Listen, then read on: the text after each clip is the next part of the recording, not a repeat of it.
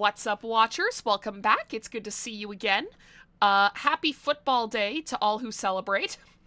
I know that my mom and dad actually called me maybe about an hour ago just to say their goodnights because they're like, yeah, Super Bowl's on pretty soon.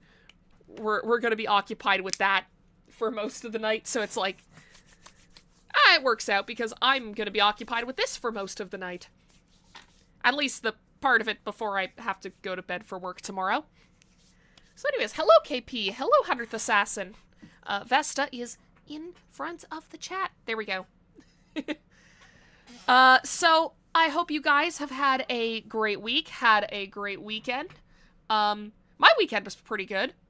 Although, unfortunately, it is undercut with a little bit of disappointment. So, for context, Wednesday night, I learned of some bullshit that the property management of my building was doing, regarding rent increases. I kind of did this song and dance with them last year, too. It's a little bit different this year, though, because last year, last year, they tried to raise my rent by almost double the legal amount. So, at the time, I had called the Landlord and Tenant Board for Ontario, double-checked with them to make sure that that wasn't legal. It wasn't. I was told, yeah, just pay this amount for all of 2025. And I did, and that was completely okay, no problems. Well, I get my notice of rent increase for this year. They are raising it by the legal amount. The issue is they're basing it off of the number they gave me last year, which is the version of my rent with the illegal increase. So I had to spend all of Thursday just running around, calling people, figuring out sort of, like, just getting all my ducks in a row so this way I could tell the property management, like, hey, something went wrong here, guys. So, I was completely wiped out on Friday, and after work, I was like, okay, you know what? I'm gonna give myself a nice, relaxing evening. I'm gonna get myself back to, like, 100% landlords are wretched creatures that don't deserve rights. True. But yeah, so I'm like, okay, Friday, I was like, alright, I'm just going to relax. I'm gonna get my energy stores back up. I'm gonna get brain juice again. So I took a nice long bath. I had some chicken tenders from Popeyes. I took a nice nap with Vesta. It was very, very cozy. And then I played some Minecraft, watched my friend Plague stream for a bit, and then did some knitting and went to bed. And I'm like, well, I think I'm forgetting something here. Oh, well, can't be that important. Cut to Saturday morning. I wake up. I'm lazing in bed. Then all of a sudden, I shoot upright, and I'm like, wait. Did I do my writing yesterday? And I look at Focuswriter, and I pull up the little calendar where it marks off the days that you've written. And I see that Fridays is completely blank. I broke my 36-day writing streak. I'm so fucking angry. It's a minor thing. It is such a minor thing to be upset about, but, like, I was on track to having, like, a full year where I've written every single day. Like, I was already imagining, like, December 31st, 2026, scrolling through that calendar and just seeing all the days lit up blue with stars. And now, unfortunately, that dream will have to remain a dream because February 6th, 2026 is gray and sad and blank. Ah, well. I mean, considering how much I've broken my other New Year's resolution, which was, just to do chores every single day, I'm doing pretty good with the writing resolution. Like, I'm still pretty happy of the progress that I've made, but I don't know, it still fucking sucks. Ah, well. Outside of that, though, not much new with me. I figured this week because, admittedly, I did kind of forget about the stream tonight until maybe an hour and a half ago. So, I do want to switch to a different RPG Maker game soon, but I figured, hey, while we're looking at Yume Online, I've only really touched the original Yume. It would kind of be a shame if I moved on to something else now without at least checking out one or two of the fan games. And I figured there's really no better place to start with fan games than Yume. I will say now, though, I don't think that we are going to, like, finish Yume, like, on stream in general. With how that game was made, I would be surprised if there were less than, like, 50 effects. I'm not gonna be able to find all of those. Did you see how long it took me to find maybe half of the effects in Yume? No, we're not doing that. So my goal for Yume tonight is we're basically just gonna wander around and see what we can find. That's my only goal for tonight, is to wander around, maybe find something cool. And considering how expansive Yume is, I feel like we're gonna find some pretty cool stuff. So without any further ado, let's just go over to the game screen. And I've gotta pull up. There we go. Okay, wait a second. Okay, first off, Vesta, ma'am, you gotta move. You gotta move. You're in front of the computer screen. Thank you. I swear, Vesta will sit on her, because she has a little cat tower right next to my computer. And she'll be laying there perfectly fine as a little loaf for like an hour before my stream starts. And then the second that I hit go live, suddenly she's like, oh, you want me in front of the monitors, right? You want me right in front of your computer monitor, right? No, ma'am. All right, let me fix this real quick.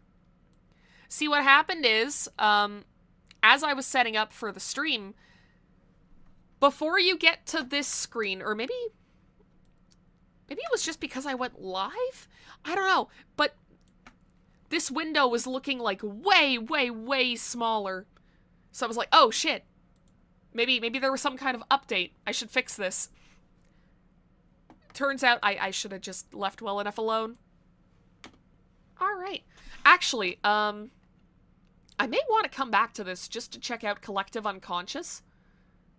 Because I know that one is, like, bespoke. That one is made by the creators of Yume Online project.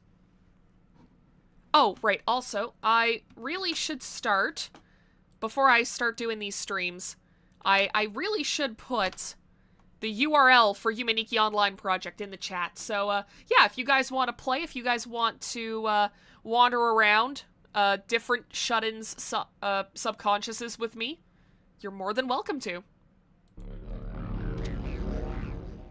But yeah, Collective Unconscious will be for another day, though. I feel like Yume gonna have more than enough. Now, my one thing also is that Yume has a lot more players in it, which means we're gonna see a lot more people posting in chat. If people in chat start being dicks, I will just turn off the chat. Can I reconnect? I am logged in. Oh, maybe it's because I'm not actually in the game yet. That would make sense. Okay. Let's get started. There we go. Yeah, it's because I wasn't in the game yet. About this game, Yume is a collaborative hobby project developed by a variety of different people, so the content varies drastically. If you would like to implement your own content, please consider joining us. We always welcome new RPG Maker developers, artists, and composers. New RPG Maker makers. Yes. That's awesome. I started streaming 15 minutes ago and I've already forgotten how to speak.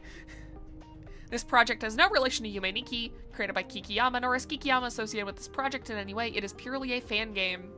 So this is something that I like about Yume. I feel like this is kind of the only way that a Yume Nikki sequel could have happened. Like, if Kikiyama made a second Yume Nikki, I'm sure that it would have still been really cool.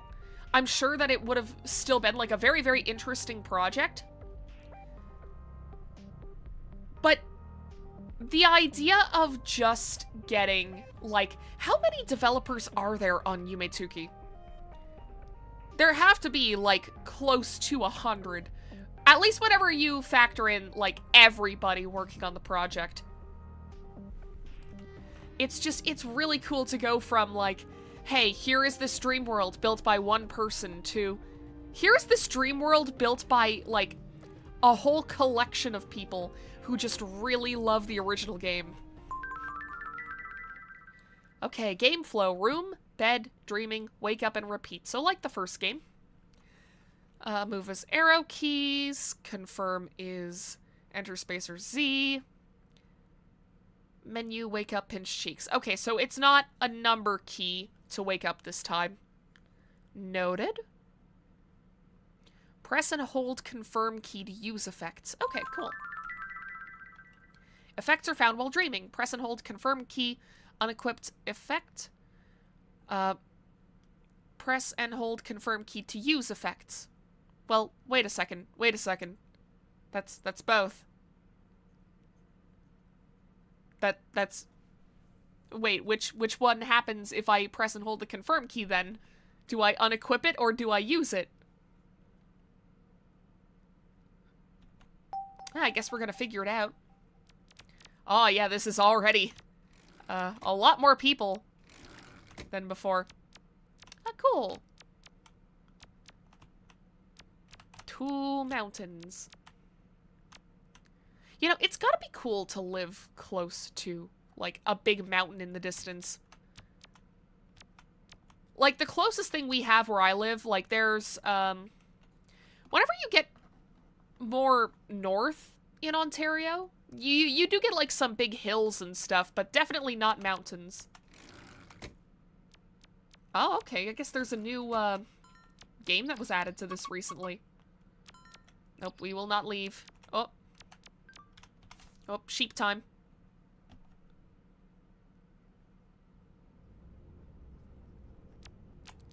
And the mountains are gone. Okay, Why are you just a little star? That's adorable. I need that effect.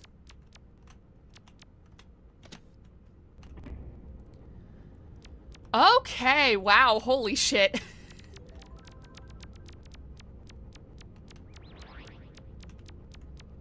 Penguin. I just realized what's happening here. Oh, penguin. It looked like an R next to the G. I thought that they had just messed it up. But man, this is giving off the vibes of, like, one of those, like, quote-unquote MMOs that were made for kids that were basically just, like, big online chat rooms. Actually, I remember there was one for Neopets. It was like a spin-off of Neopets where you were all like the, what are they called? Pets. That's what this reminds me of. This reminds me of that particular fucking browser game.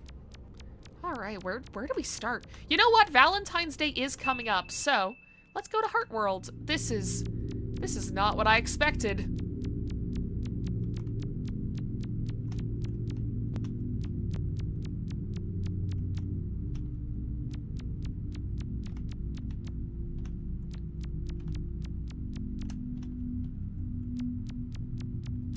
Ragnarok Online was just a chat room with a GUI interface. Yeah, those. That's kind of like what I'm talking about. It's like the only game-like property of those things was just that it's like, okay, you have a little avatar that you make, and you press buttons to move them around. Considering how, like, non-social I am as a person... Oh, hello, tree.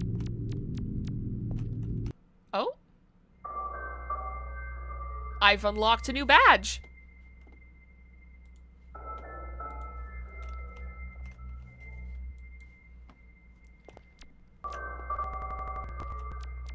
You know, this is gonna be very, like,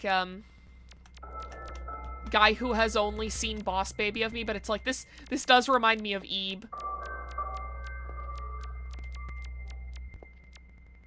Like, we go from the painting world to, like...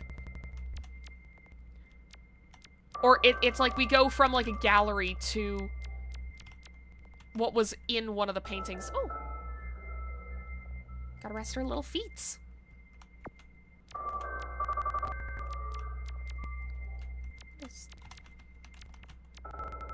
Okay, I can't interact with those.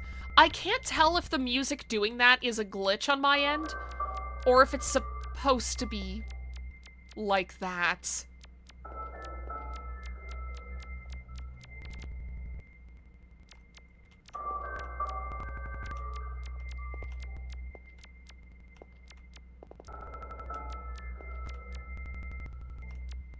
Like, it doesn't sound intentional, but it's just, it's hard to tell with a... Oh, okay, I guess we're taking a bath in the Fanta. Oh, okay. When the screen changed, I thought that it was, like, bringing me to a different dream world, and it was doing an effect, and then I'm like, oh god, did it freeze? Okay, no, that is definitely... Huh.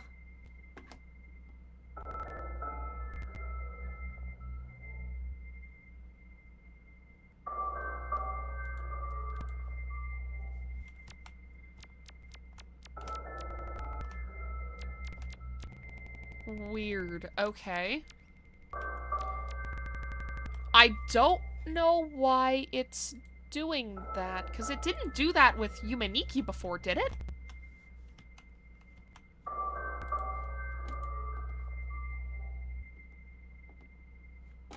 Let me just check some stuff.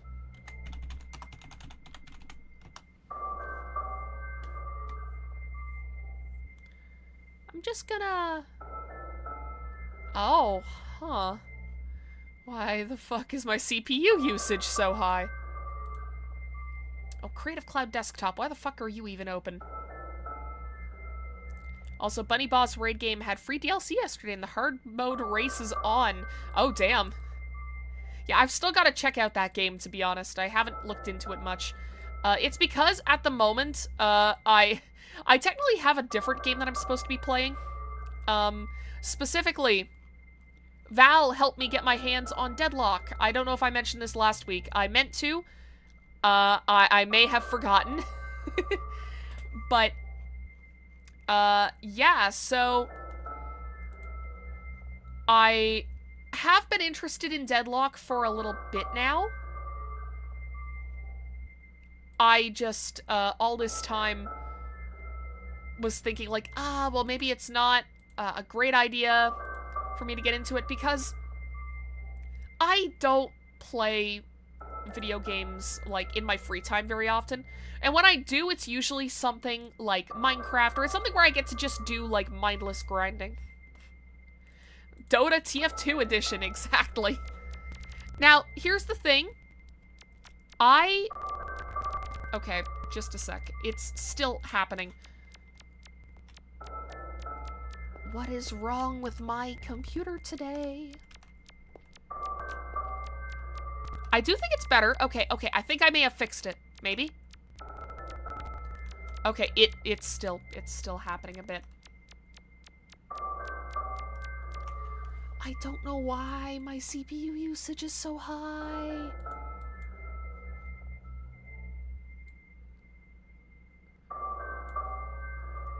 It's like apparently Google Chrome is eating up like 20% of my CPU.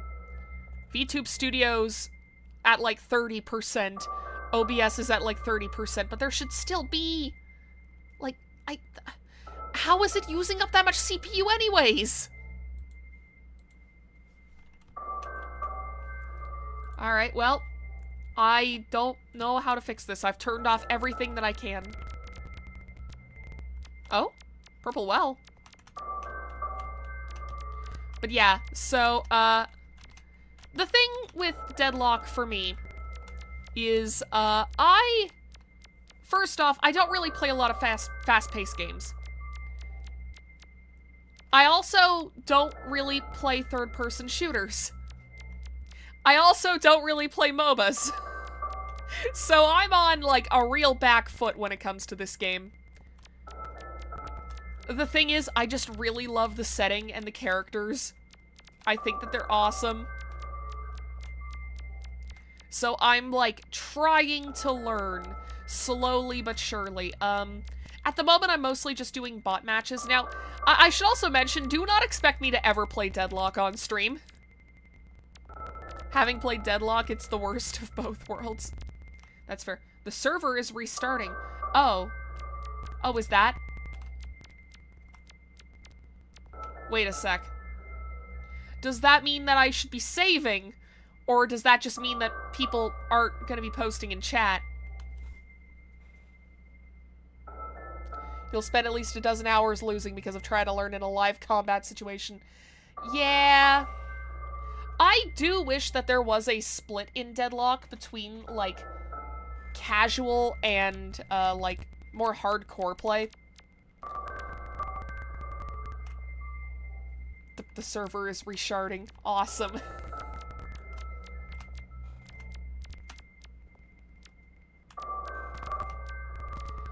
But yeah, I wish that there was a more of a separation between, like, who just wants to play for fun and who is really, like, hardcore about the game. Because I feel that was something that made Overwatch a little bit more, like, appealing to me when I first started it, was the idea that it's like, okay, I can just jump in a match with a bunch of people who are basically just here to screw around, have fun, instead of getting screamed at by people who want to make it into, like, the top 50 players in the world.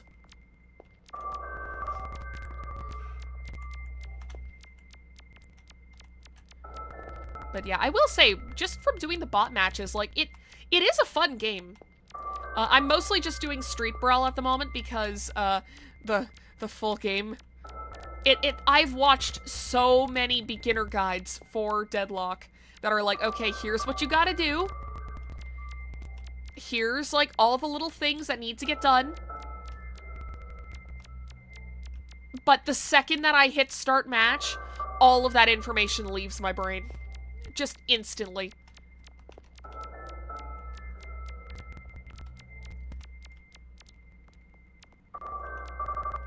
But yeah, don't expect me to play it on stream because I'm very bad at it. I am very not good. Oh, second bench.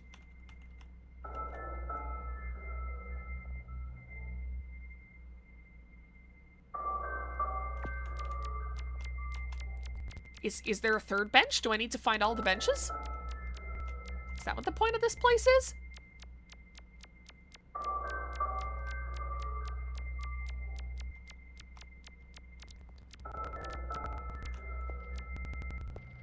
Okay, well, I'm not really finding anything at the moment. Oh, wait. Okay, cool. Yep, the best thing you can do is no-think the item building by pre-building your build order before an actual game. Then get mad because the FPS means you're just playing a worse MOBA. I mean, I'm gonna be honest, I do think Deadlock is a good game. I do think it's fun. I do also feel like it was made for a very, very specific person, like a very specific kind of gamer. That I am not. I like Deadlock better when it was called Monday Night Combat. Was it? Like, I can't tell if that's a bit or not, because I've listened to a lot of, like, Deadlock, like, icebergs and stuff, and that's never come up.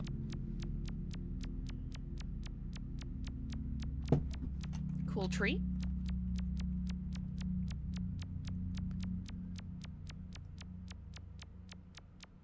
Oh.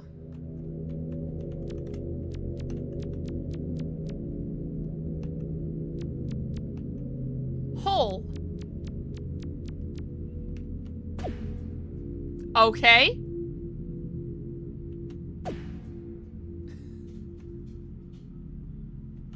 Oh, shit. I don't know if I like that. But, oh. Okay.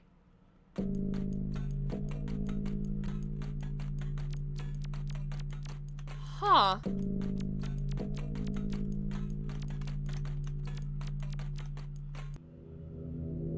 Oh wait, that just brings me back. Fuck. Alright, let me kick the shit out of this canvas again.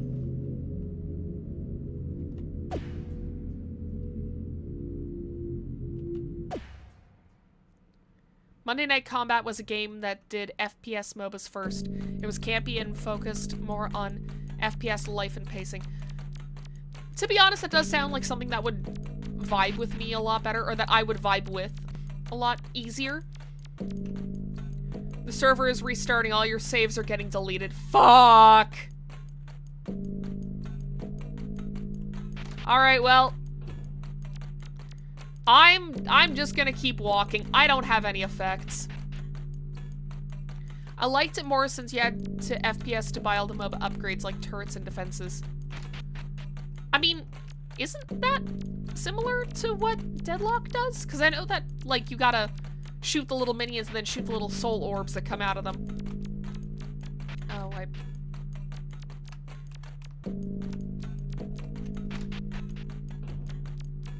Okay, what about you? Worst barrier ever. I can just go through.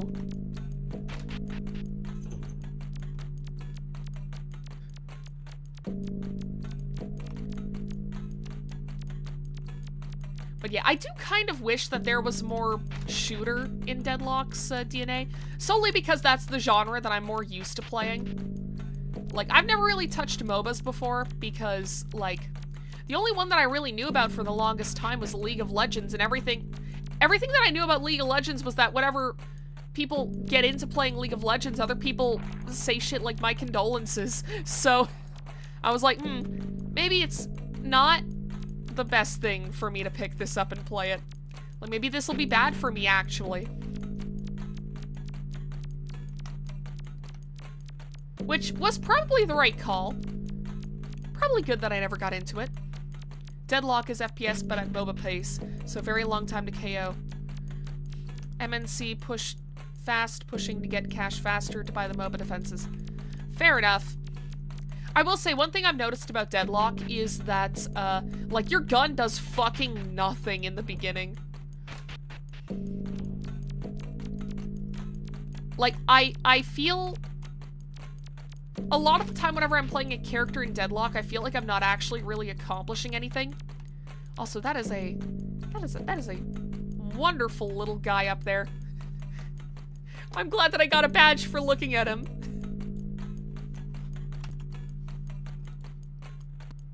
Well, you know, even if my saves get deleted, at least I saw a lovely little guy.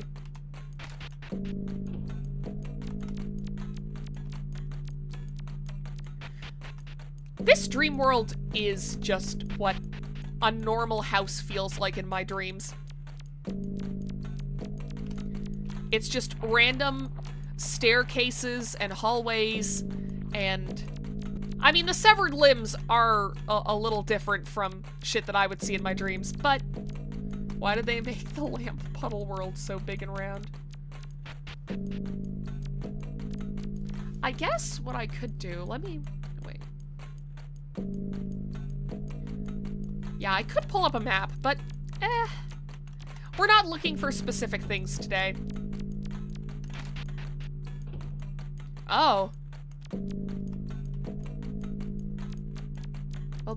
Well, shit. That looks like it hurts.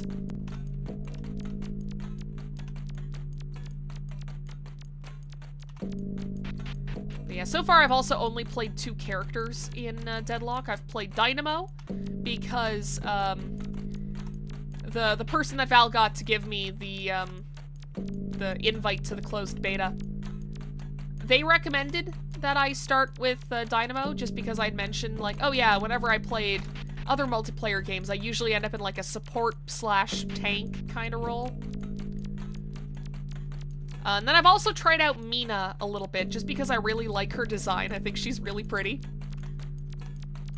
Oh, good, I can just pass through the legs.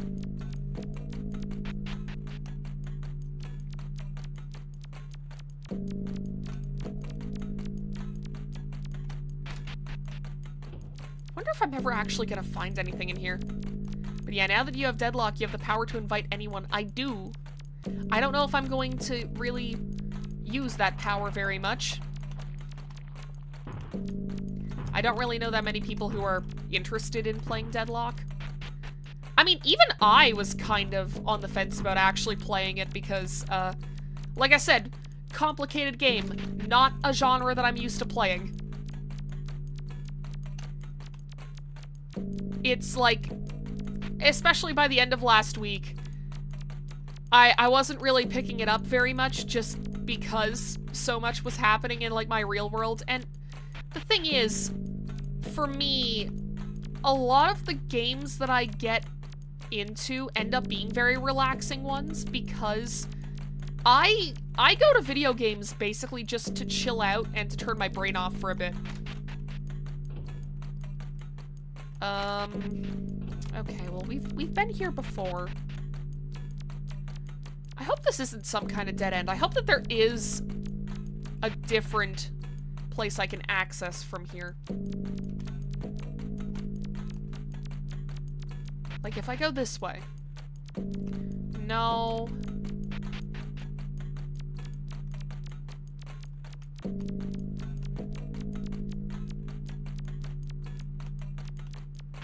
I will say, I was not expecting Graves to get in because, okay, for those who don't play Deadlock, whenever they introduce a bunch of new heroes at one time, they'll usually do, like, character votes. So the more you play the game, the more votes you get, and you get to vote for which hero in particular you want in the game next. And I was very surprised that Graves got in before Silver. Like, I figured badass werewolf lady, no way is she gonna take any time to get in. But nah, fucking Necromancer Girl and Dream Furby got in first. Very happy that Rem got in first, by the way. Like, such a silly little guy, and also, I've been listening to a lot of those, like, YouTube videos where they talk about potential leaks in Deadlock.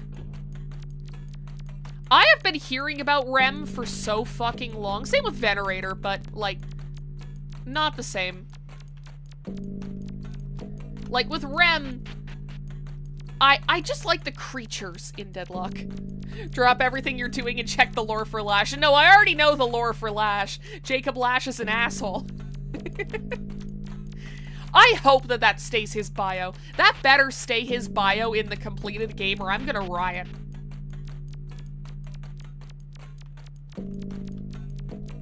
Like, they can't do any better. They can't do any better than that. I love... It's specifically the fact that all the other characters have very detailed backstories. I want one of them to just be Jacob Lash is an asshole, and that's it. I want just one character to have a single line as their bio.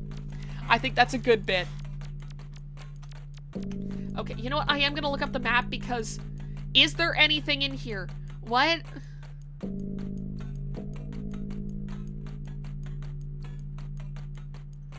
Okay, I think I've already... Wait. No, I haven't. Okay. Well, I'm glad that I checked this because I would not have realized. Okay, wait, where the fuck am I? Okay, I'm in this room here. So, I want to get back into the room with the dying cube. To go there. Okay, I've got to go back. I've got to go back to where the legs are.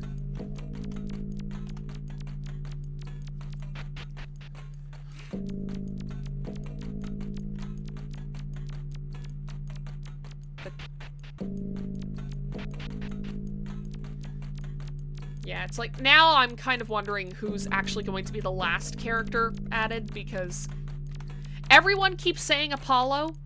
I have the sinking suspicion that it's gonna end up being Celeste instead, which sucks because I like Celeste. I like her design.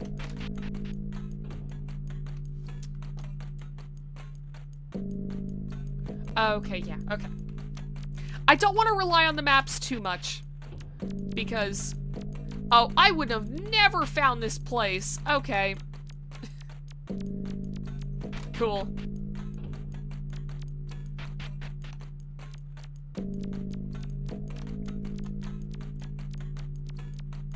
But yeah, I don't want to check the maps too much. I do want to just wander around and find stuff on my own, but at the same time, I don't want to just be wandering around looking idly for something that may not exist.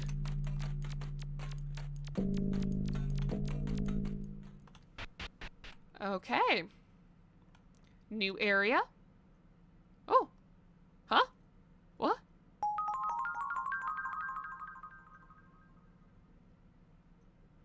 Oh. Okay.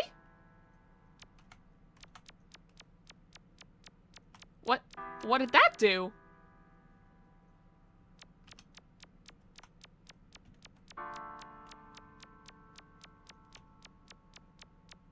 Am I supposed to, like, try to access this place from as many other dream worlds as possible? Like, am I trying to fill out that eye?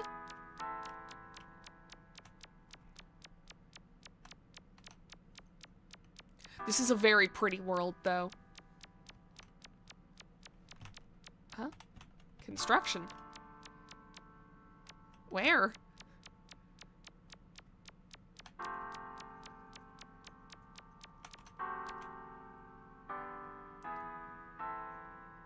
But yeah, I do hope that...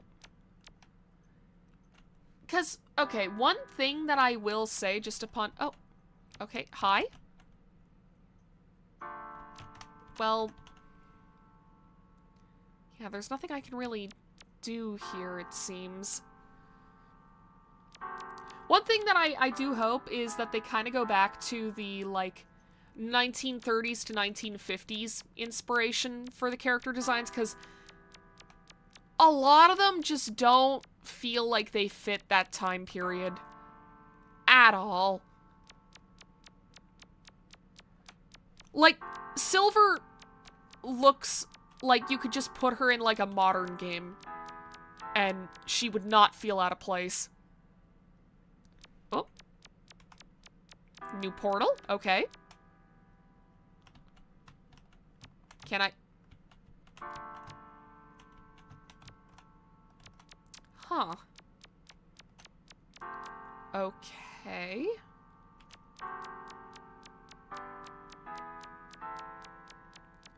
So I guess that's like a one-way only kind of doorway?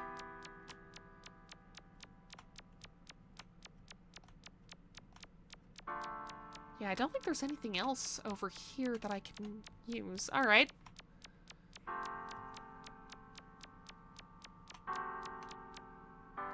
But yeah, I'm not sure when I'm gonna get the chance to play more Deadlock, just because life is busy, and I want to focus on writing stuff.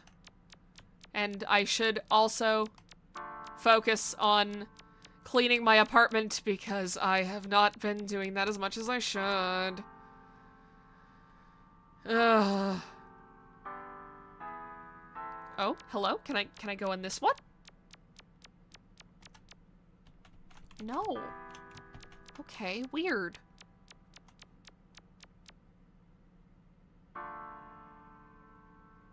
Is the only way I can go back to the other world?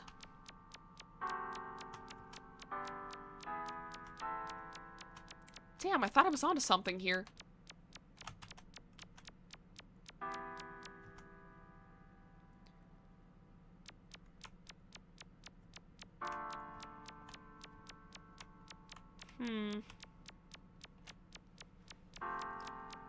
Oh well.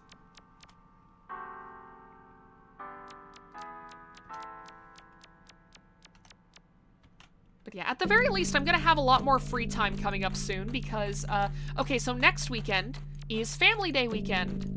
I don't know how many provinces this applies to, but, here in Ontario, we have a holiday called Family Day.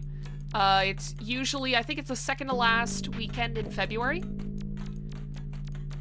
I've heard it referred to as a consumer holiday, if I remember correctly. Basically, it's a holiday that only exists to get people to go out and spend money. Which I guess is basically every holiday when you really think about it, but it's like, this one literally only exists to give people a day off of work, basically. Yeah, I still can't go in here. Okay. Next weekend is Valentine's weekend. More importantly, it's the Digimon Nationals. Heck yeah. Yeah, next weekend is, kind of got a lot going on. You have Valentine's Day on Saturday, then you have Cheap Chocolate Day on Sunday, and then you have fucking Family Day on Monday. Yo, how do you have a rainbow name?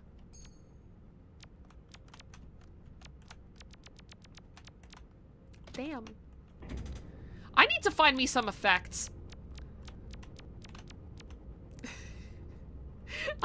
I see that we have accumulated more penguins over here. Awesome. You know what? Maybe that's gonna be what I try to do before the end of stream. I'm gonna try to get the penguin effect so I can join the line. We'll see how it goes. Huh, I figured this would bring me to an ice area. It did not. That's fine, though. This is pretty... huh? What? Okay.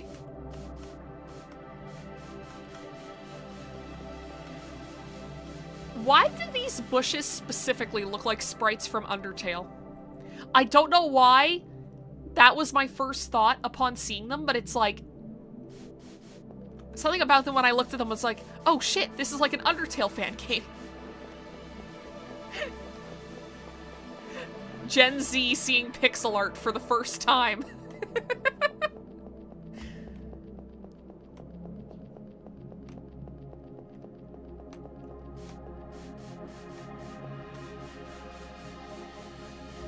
are you? They do look like SNES bushes. Yes, exactly.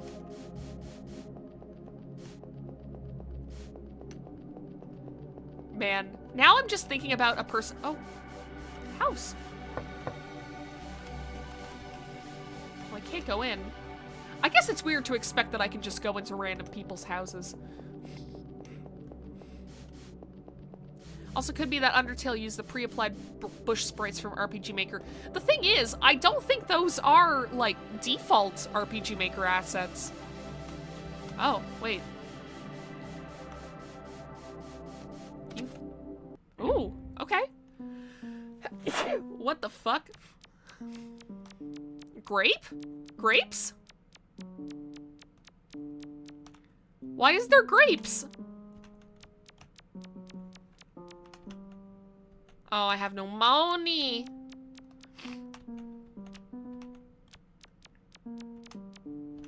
Could also be Game Maker Studio bushes.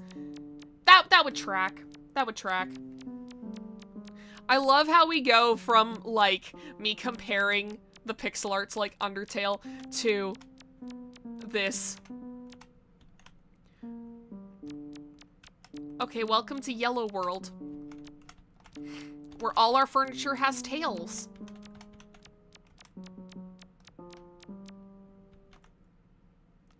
If I tried to make a Yume Nikki fan game, this is what it would probably look like. I've tried to learn how to do pixel art before. Shit's hard. I have a lot of respect for people who are good at it because, yeah, it's like the limitations of it are what make it so interesting. Like, in a lot of art pieces,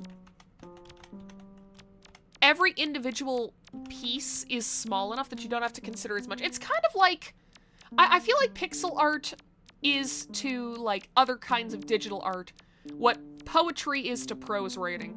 Where it's like, all of a sudden, you have to care a lot more about each individual pixel, each individual word, because you don't have as many of them. Why are there arrows pointing to you? Okay. We're in Blue Demon World, apparently. Hi?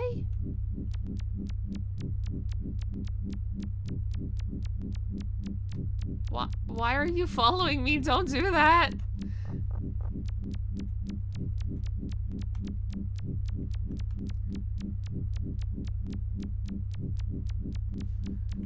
Get me out of here.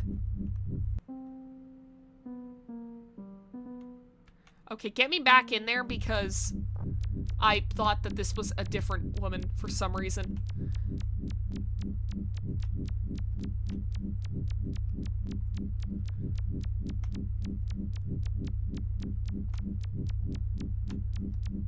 I don't even know what the fuck is going on in this one.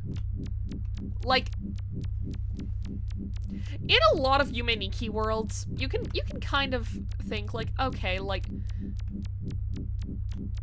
maybe the intention was to convey this, like to convey loneliness, to convey, you know, a sense of, like, not belonging, that sort of thing.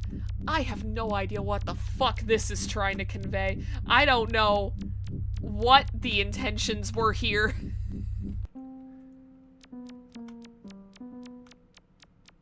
Oh, bird. Hi? Thanks? What? Okay. Mothman?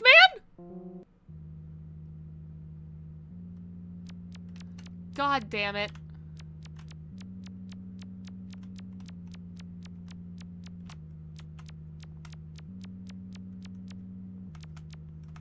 Don't you hate it when you get stuck in the bird dimension?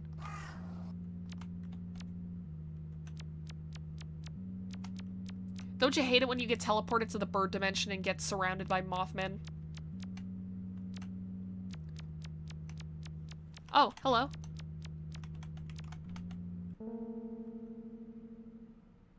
Thanks?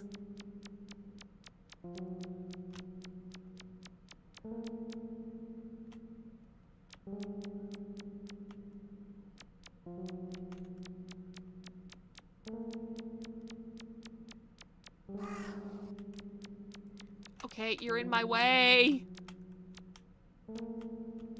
Get out of the way.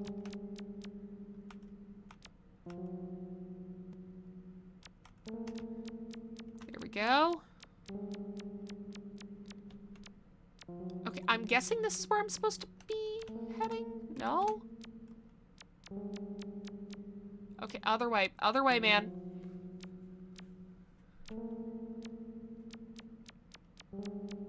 I could see this being a real dream that somebody would have. Like, yeah, I was up in, like, this really tall tree, and there were these big birds everywhere that kept, like, blocking my way as I was, like, crawling across the branches. I could totally see someone having a dream like that. I could see myself having a dream like that and waking up, like, scared as shit, and then thinking about the dream for, like, 5 seconds more and going, wait, that was stupid. Honestly, I feel like that's the best kind of nightmare to have. Like, if you have to have a nightmare, have one where you wake up and go, wait a minute. That scenario was kind of stupid, actually.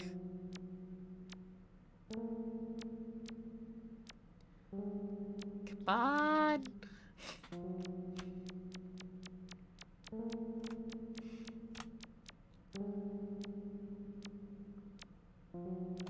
Oh, god damn it. Alright. Do not block my way out. You know what? I am gonna look up the map for this one.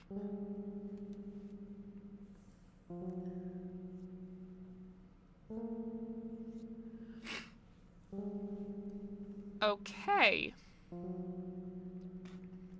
So if I get all the way to either this end or to over here, then I can access somewhere new. Noted.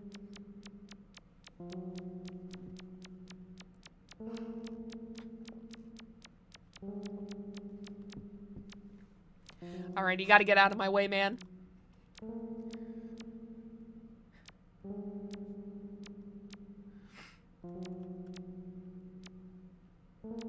Okay, here we go.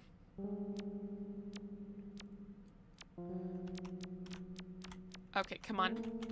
There we are. And we're free of the birds. Oh, hello.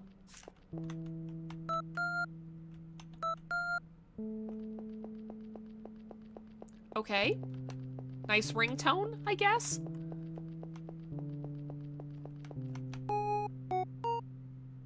That's a cool ringtone, too.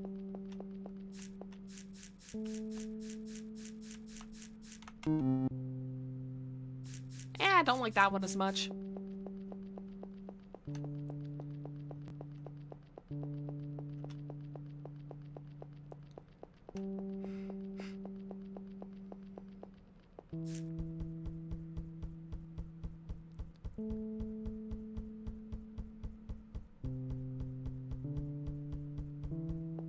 I was gonna say, does this go on forever?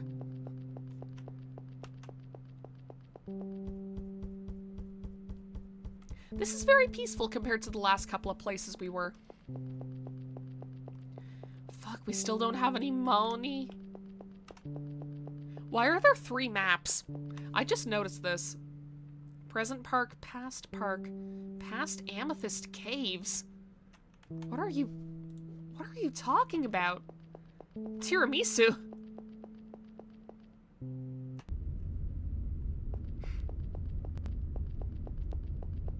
Huh.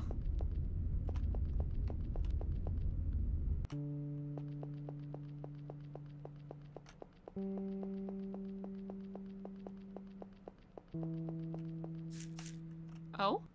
Oh, this must be the Amethyst Caves. What? Huh? Oh. Okay, I guess I'm not going back anymore. Cool? Oh, it's one of these. It's one of these.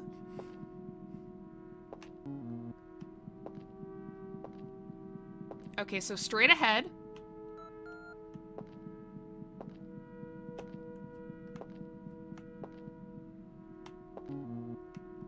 Okay, so not left. So we go straight ahead. Then right. Okay, straight ahead, right. Okay, now. Okay, straight ahead, right, left. I'm gonna mark this down real quick just in case I fuck it up. Straight, right, left. Let's go right again. All right. I'm the best to ever do it. Okay, it's been a while since we went straight ahead. Damn it. Okay, wait, this is... From here, we should go right. There we go. Okay. We go left. Then right.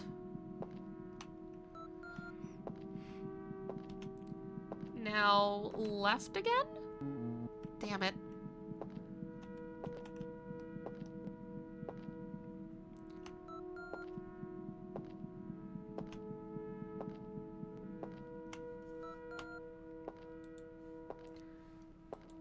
That's right, I didn't check the expeditions.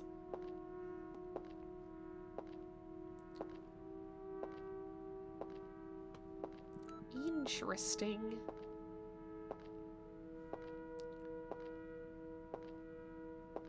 Yeah, so I wonder if all of the expeditions are always Yume-Tuki, because every time that I've looked, it's always been for Yume-Tuki worlds. Okay, from here we go right. Yeah. Okay, so now... I think right is the only direction we haven't gone yet. Okay. Now straight ahead? Damn it.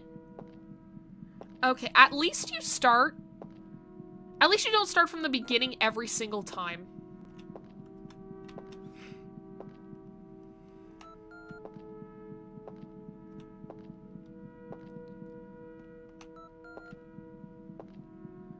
Okay, so we've gotten this far.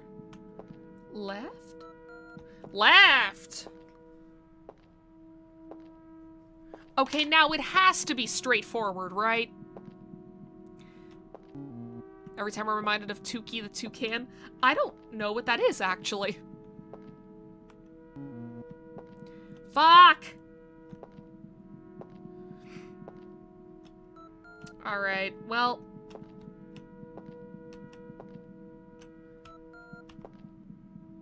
This is why I'm glad that I've written it down. I would have entirely forgotten the directions.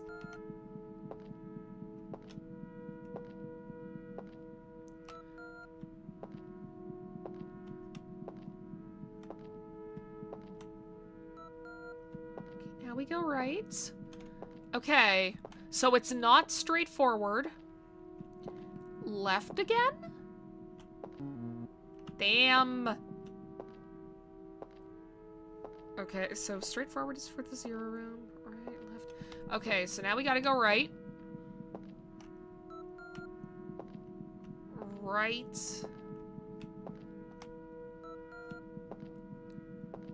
I guess we have to go right again after this. They really like it when I go right. Yo, Reggie Rock!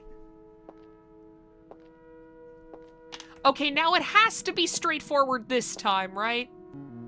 Damn it! Come on!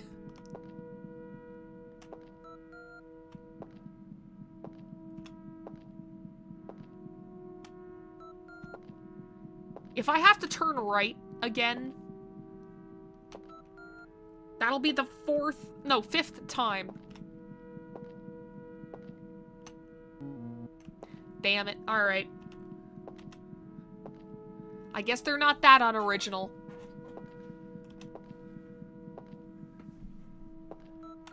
Okay. Every room puzzle maze has to have one room that goes backwards. It's the law. I guess. Fuck, there's still more!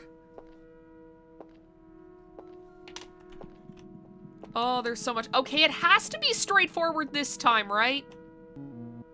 God damn it! Alright.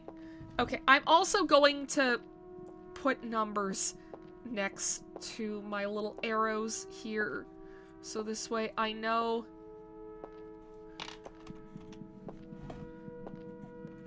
where to look for directions. Okay, there we go.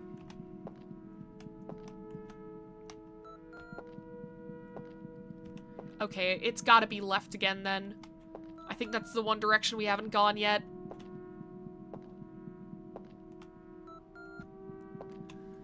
Okay, that has to be the last one, right? This has to be the last room, right? Yo! Okay.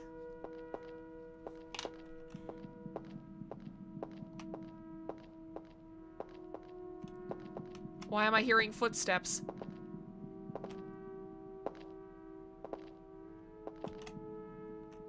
Okay. Oh, are you kidding me? Okay. Okay. Well, shit. I did not think that was part of the puzzle. I thought I just got to go in rooms now.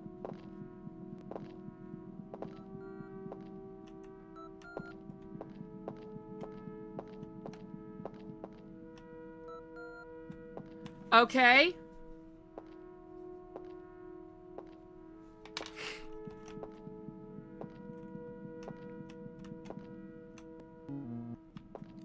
Bam. Okay, so now it's just gonna reset from here.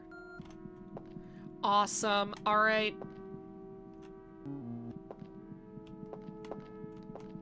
So room 2 to begin with.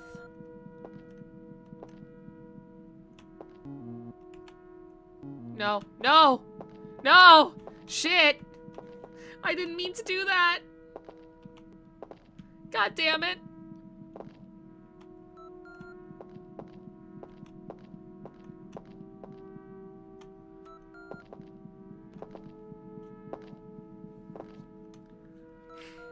Okay, lesson learned.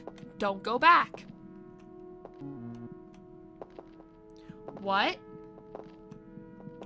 Wait, no, that was correct.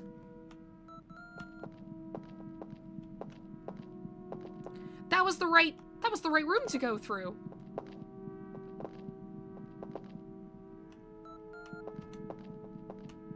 You go from the one that's 2 from the left.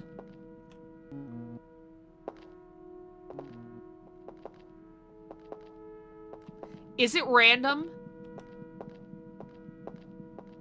Oh, god damn it. All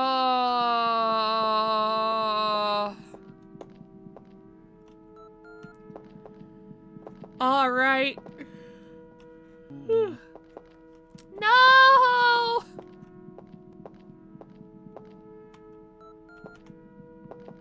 What's funny is I decided to do Yume Tsuki specifically so this way it wouldn't...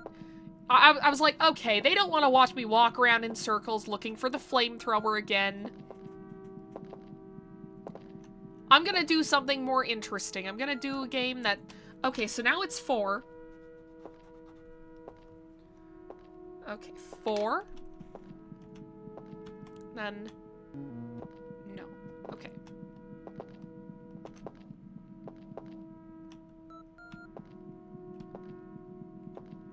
And now you guys just get to watch me wander around the same rooms over and over. I didn't even listen. No!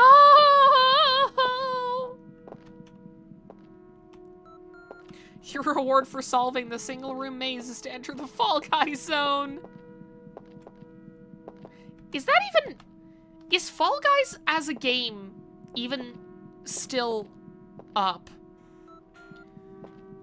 Like, I don't know, maybe that's a stupid question, but... Oh, it is random. Oh, no.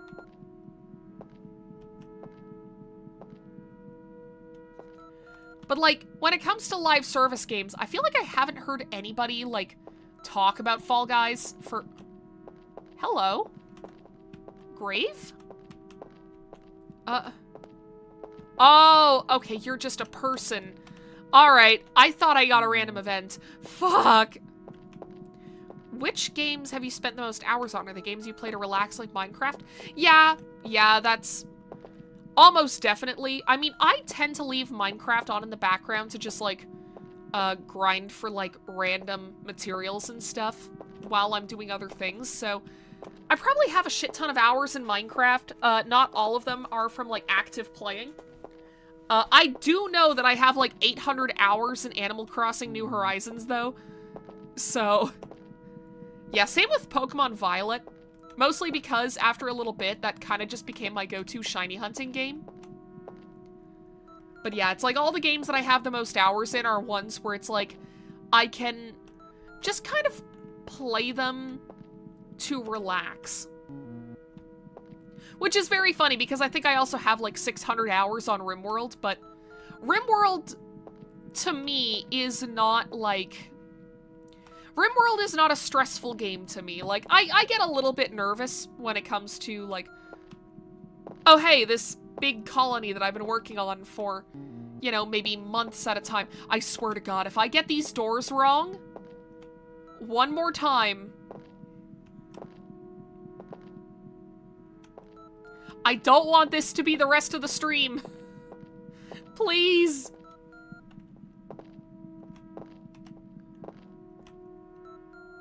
Okay.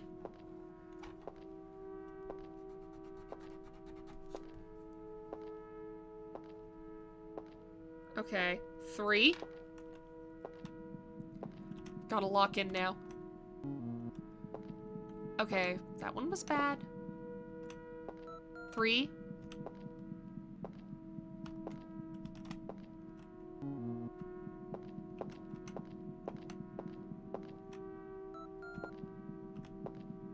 Okay, we'll do 4.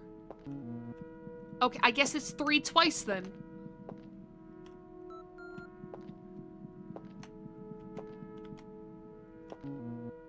What? All of the doors were wrong.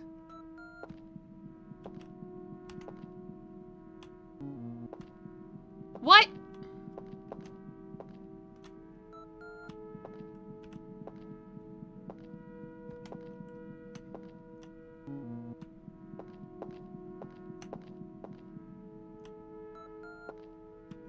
Do I have to go back?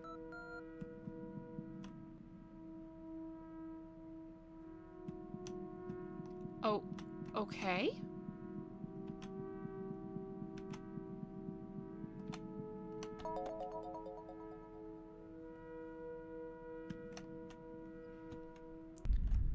What was that? I'm filled with determination.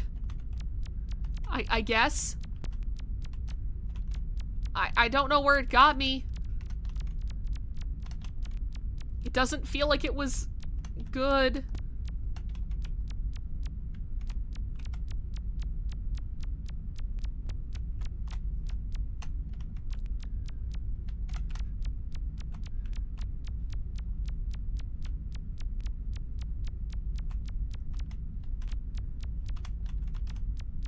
None of these are doors, are they? Okay. Gotta say, a little underwhelmed by the results of that maze.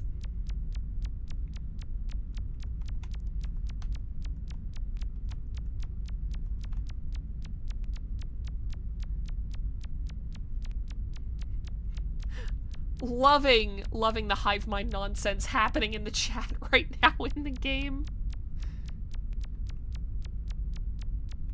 Man.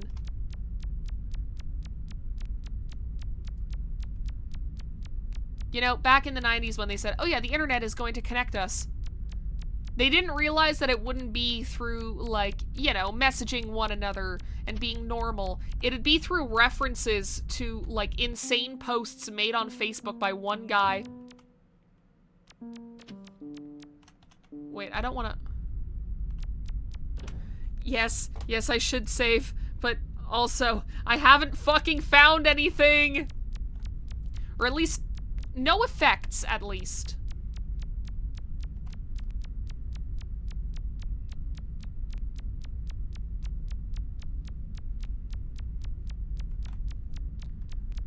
Is this... Wait a second.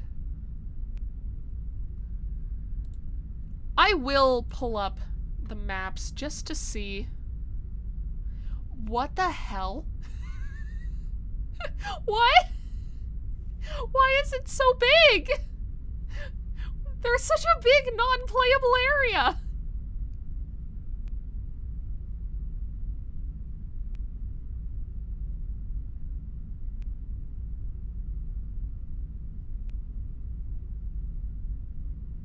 Huh.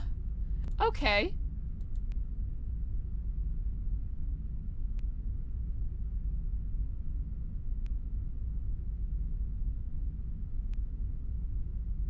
What?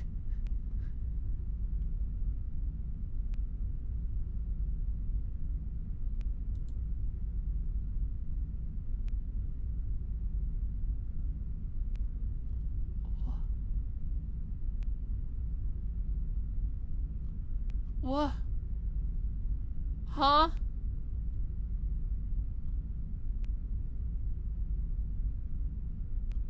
I didn't see any of these. I just saw this part.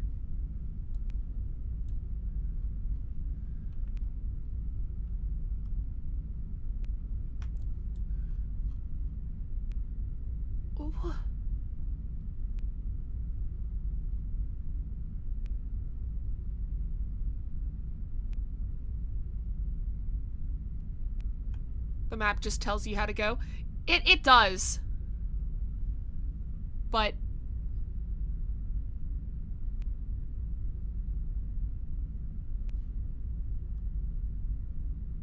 I'm trying to figure out how the fuck they got in here, like, at all.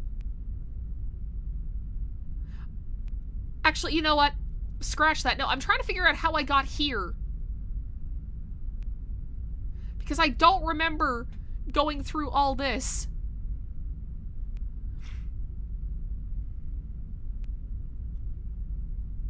Like, I know I got warped by a lady at one point. But... Huh. Okay. And also, none of these are a map of where I am right now.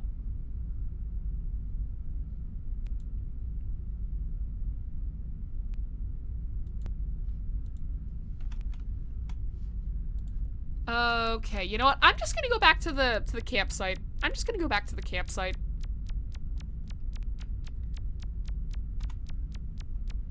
I think we've seen quite a bit. I think we can actually, you know what? I'm just gonna wake up.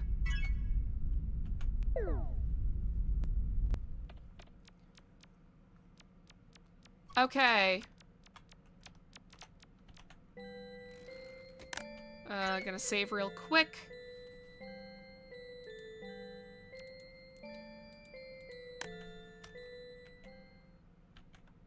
I forgot that there's also, like, cool extras and stuff. You game record. Oh, okay.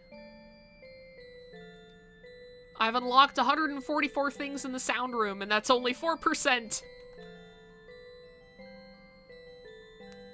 Oh, cool, okay. I've already taken 8,027 steps. I have found 0 effects.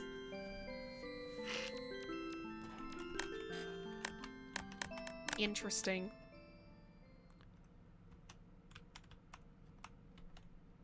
I don't know what this is saying to me. Oh, okay, there we go. Okay, cool.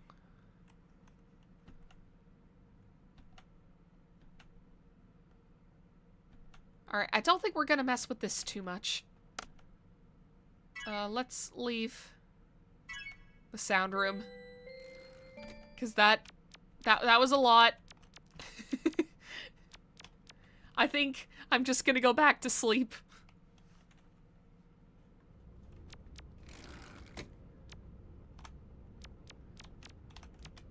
Okay, so we're nowhere close to getting the penguin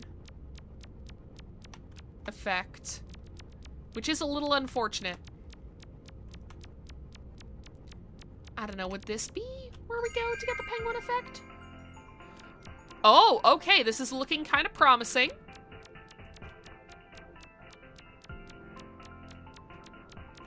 Oh, I like this music too. Very cute.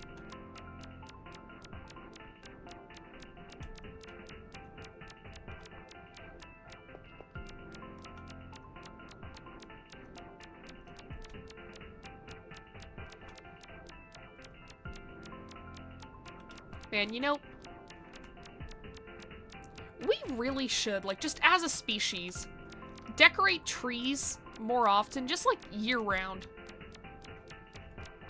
Because I know that's a big thing around Christmas, is, like, oh, we're gonna put, like, lights on these trees and, put, like, little baubles on them. Make them look pretty. But, one, that's for, like, one specific holiday at one specific part of the year. And two, it looks good. We can just keep doing it. Oh. Okay, well, never mind. I guess no decorated trees for me. I've got to go down this, these sketchy metal ladders.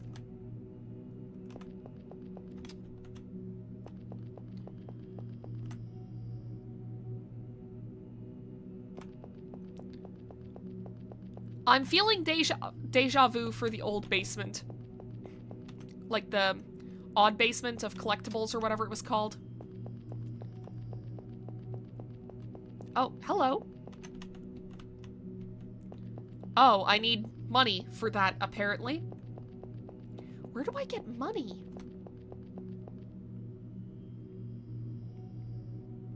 I like that they did change Urotsuki's walking animation for when you go up and down ladders.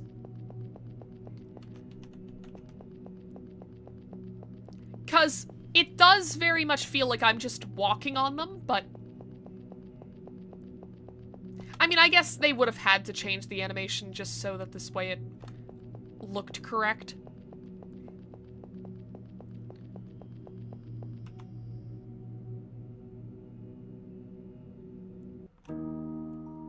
Oh. Man, for a second I thought that this was based on, I forget the person's name, but they made this big, like, tile set pack for RPG Maker VX Ace. And there's a carpet tile set in there, or, like, a set of tiles to make, carpets. That's red and gold and looks a little bit like this. It's not the same, though. The design is different. Can I go in any of these? Oh? Okay.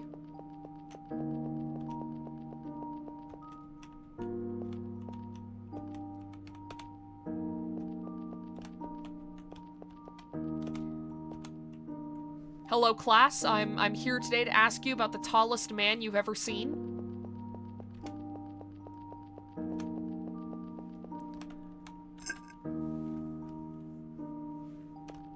You know, this is making me think. So, odds are I'm gonna go and visit some friends, by the end of this month. At least I'm really hoping, because I took off a week from work specifically to make it easier to, like, go and visit my friends, at the end of this month. We're still working through when specifically I'm gonna be able to go and visit them, but, my one thing... So, originally this meetup was supposed to happen, around New Year's. It was actually supposed to happen, like, New Year's Day, in which I wouldn't have been able to go. But I was planning on heading down, like, a couple days after, on the weekend, to, like, hang out and stuff. But the thing is, the thing on New Year's Day was supposed to be, like, a PowerPoint party. So when I learned that I wasn't gonna be able to go... Oh, this is cute. This is very pretty. I like this art gallery that I've ended up in.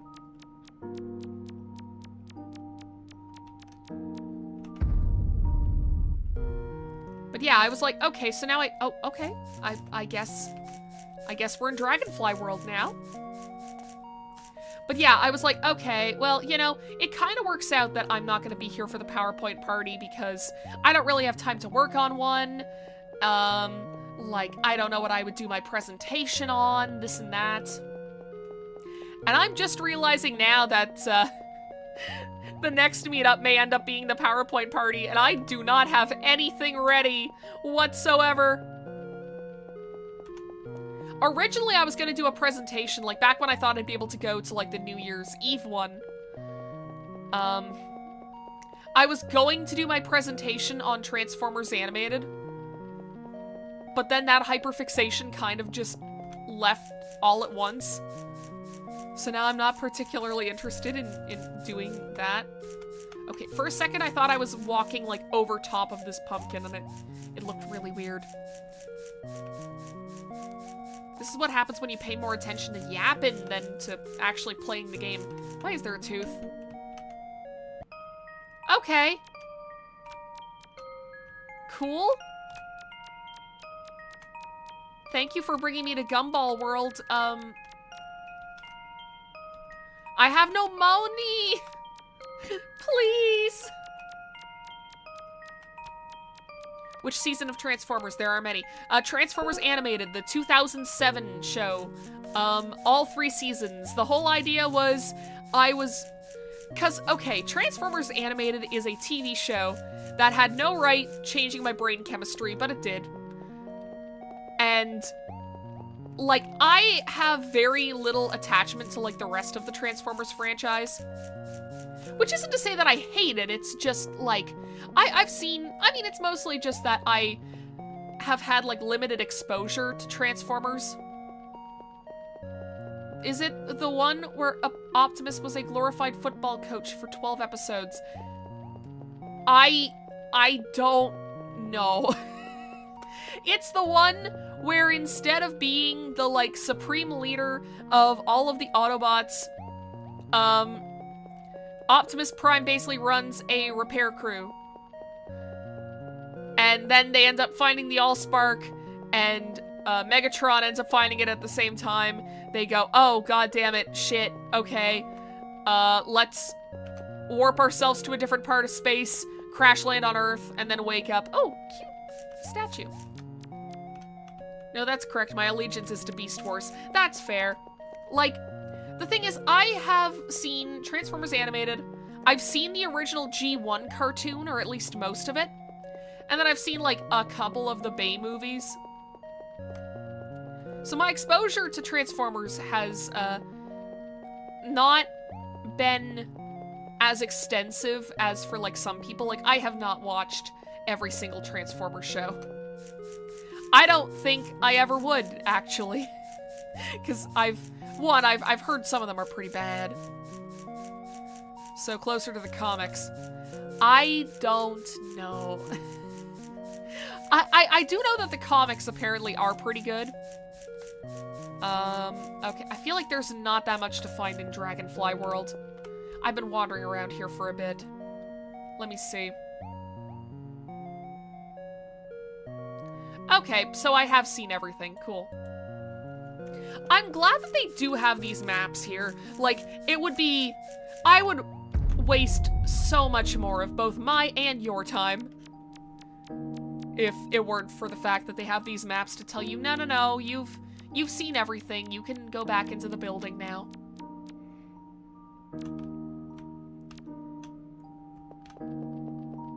But yeah, it's like, I am biased towards Transformers Animated because, it is one of the two things that got me interested in writing. Or, I guess, there were a lot of things that got me interested in writing. But, like, I did kind of, like, start writing by writing Transformers Animated fanfiction. Fun fact, the war between the Autobots and Decepticons is because some guy spilled a soda on Megatron. It's as good a reason as any, I guess. Oh, okay, I've unlocked a new badge for being in the fridge world, apparently. Ah! I wish I didn't have to click on those to get rid of them every single time, because every time it brings me out of the game window and I forget.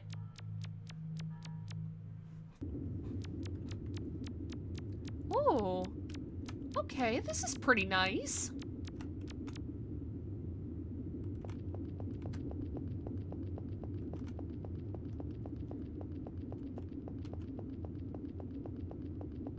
Man, I was right. This game really is good for just, like, wandering randomly. And now there are birds. Hi. Hi, birds. Oh, there are a lot of you. Okay.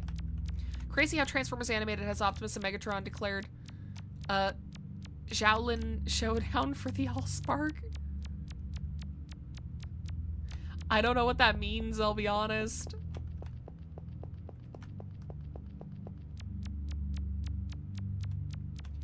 Do you birds got any effects for me? I'd appreciate it if you did. Oh, hello. Hello, leg. Oh, shit. What? What? What? What? What? Huh? Why am I in Gummy World land now? Gummy Snake World. I don't know. This just did a factory reset on my brain. I didn't think the leg would bring me to fucking Gummy Worm Kingdom. It's from a show with the same name. Oh, okay. Yeah, I haven't seen it or heard of it before, to be honest.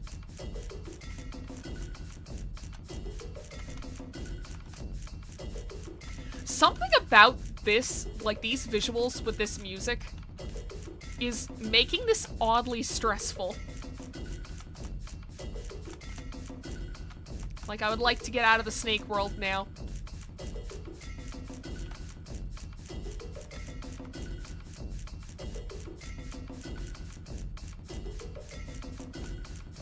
This really does feel stream of consciousness, though.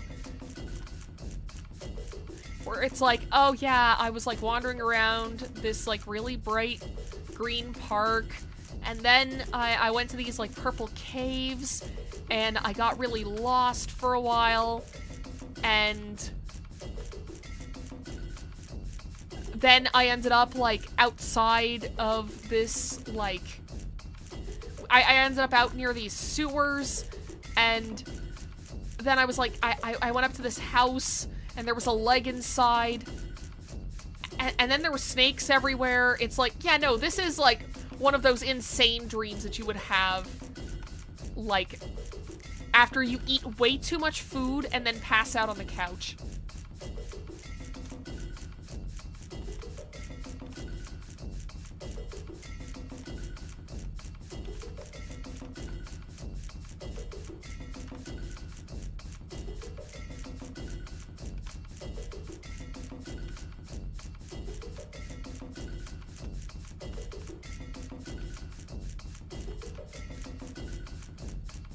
Oh, wait. I can't go in there?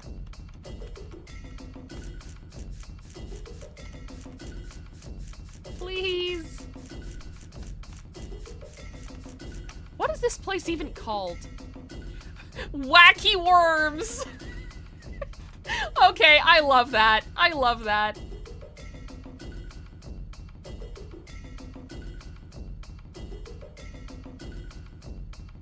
Huh. Okay, well, we can go to the psychedelic stone path. Let's see about finding that, I guess. It's as good a place to go as any. So I've got to go, up, all the way to the left of the white worm, and then get to green worm, and keep going left. Okay, I'll see if I can remember to do that. But yeah, it's like, you know, speaking of Transformers Animated being the start of my writing, this is why I'm always like, yeah, you know what? Like, starting a new form of art is always, like, kind of daunting and challenging. But, like, you can kind of just do whatever and you will eventually get better at it. I mean, I guess that's not technically true. It's like you have to practice, like, consciously to an extent. I've already gotten lost. What the fuck? Where is this particular worm? Where is this particular worm?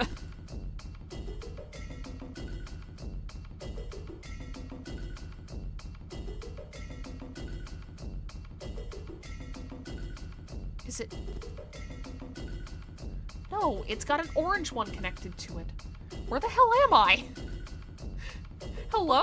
How? I took one wrong turn.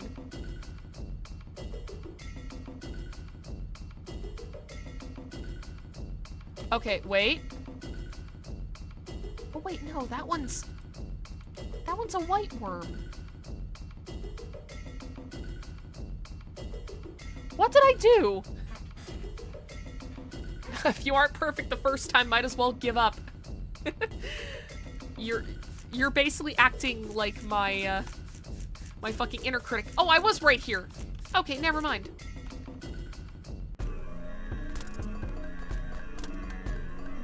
Okay, you know what? I kind of hate this place. I wish I was back in the worms.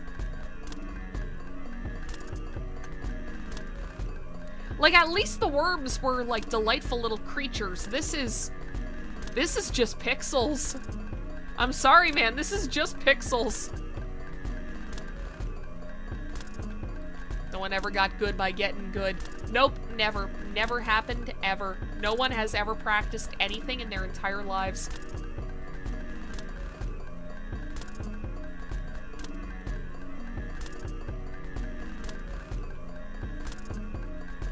Admittedly, that is kind of a mindset that I have to overcome too, because, so I mentioned my friend Plague and the fact that they streamed a bit on Friday night. They're working on their webcomic, And they were talking about, like, the theory that goes into drawing comics and how you lay out the panels and how you, you know, how you basically make things read to an audience. And it kind of got me thinking about how, so I used to draw a bit, oh, okay, PowerPoint presentation, fucking transitions, okay. And now we have blue. And now we have darker blue.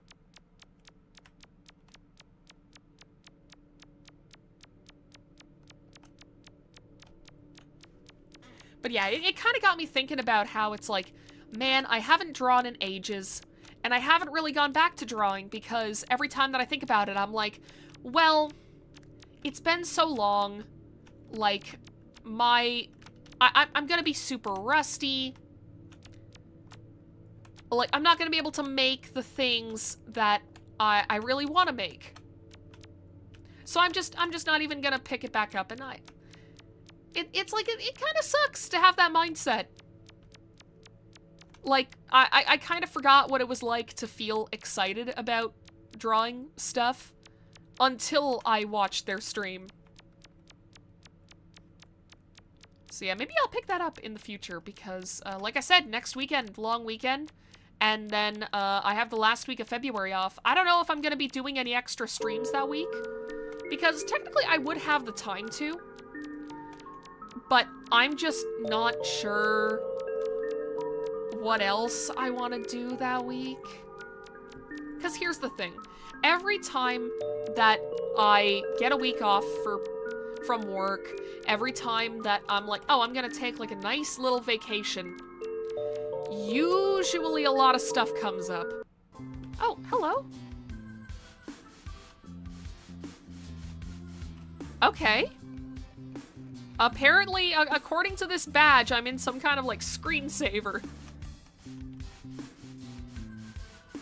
Which, you know, it does track with the whole MS Paint design. Is that a music note? I have a sketch pad for doodling. It's for drawing stuff in, like, no matter how bad it turns out. Yeah, I've got to start doing stuff like that because I used to draw my characters, like, all the freaking time. But I feel like once I started, like, really trying to focus on getting good, I think it's because for a time I was hoping to become a good enough artist that I could get commissions. That is not happening. At least not with my art style, because, like, I don't know. I feel like I kind of got started on, like, the wrong foot to an extent with drawing, because, I mean, I did not know how to go about, like, learning this skill when I was 12 or 13. So I just bought those, like, okay, construction signs are definitely a trend in this game I'm seeing.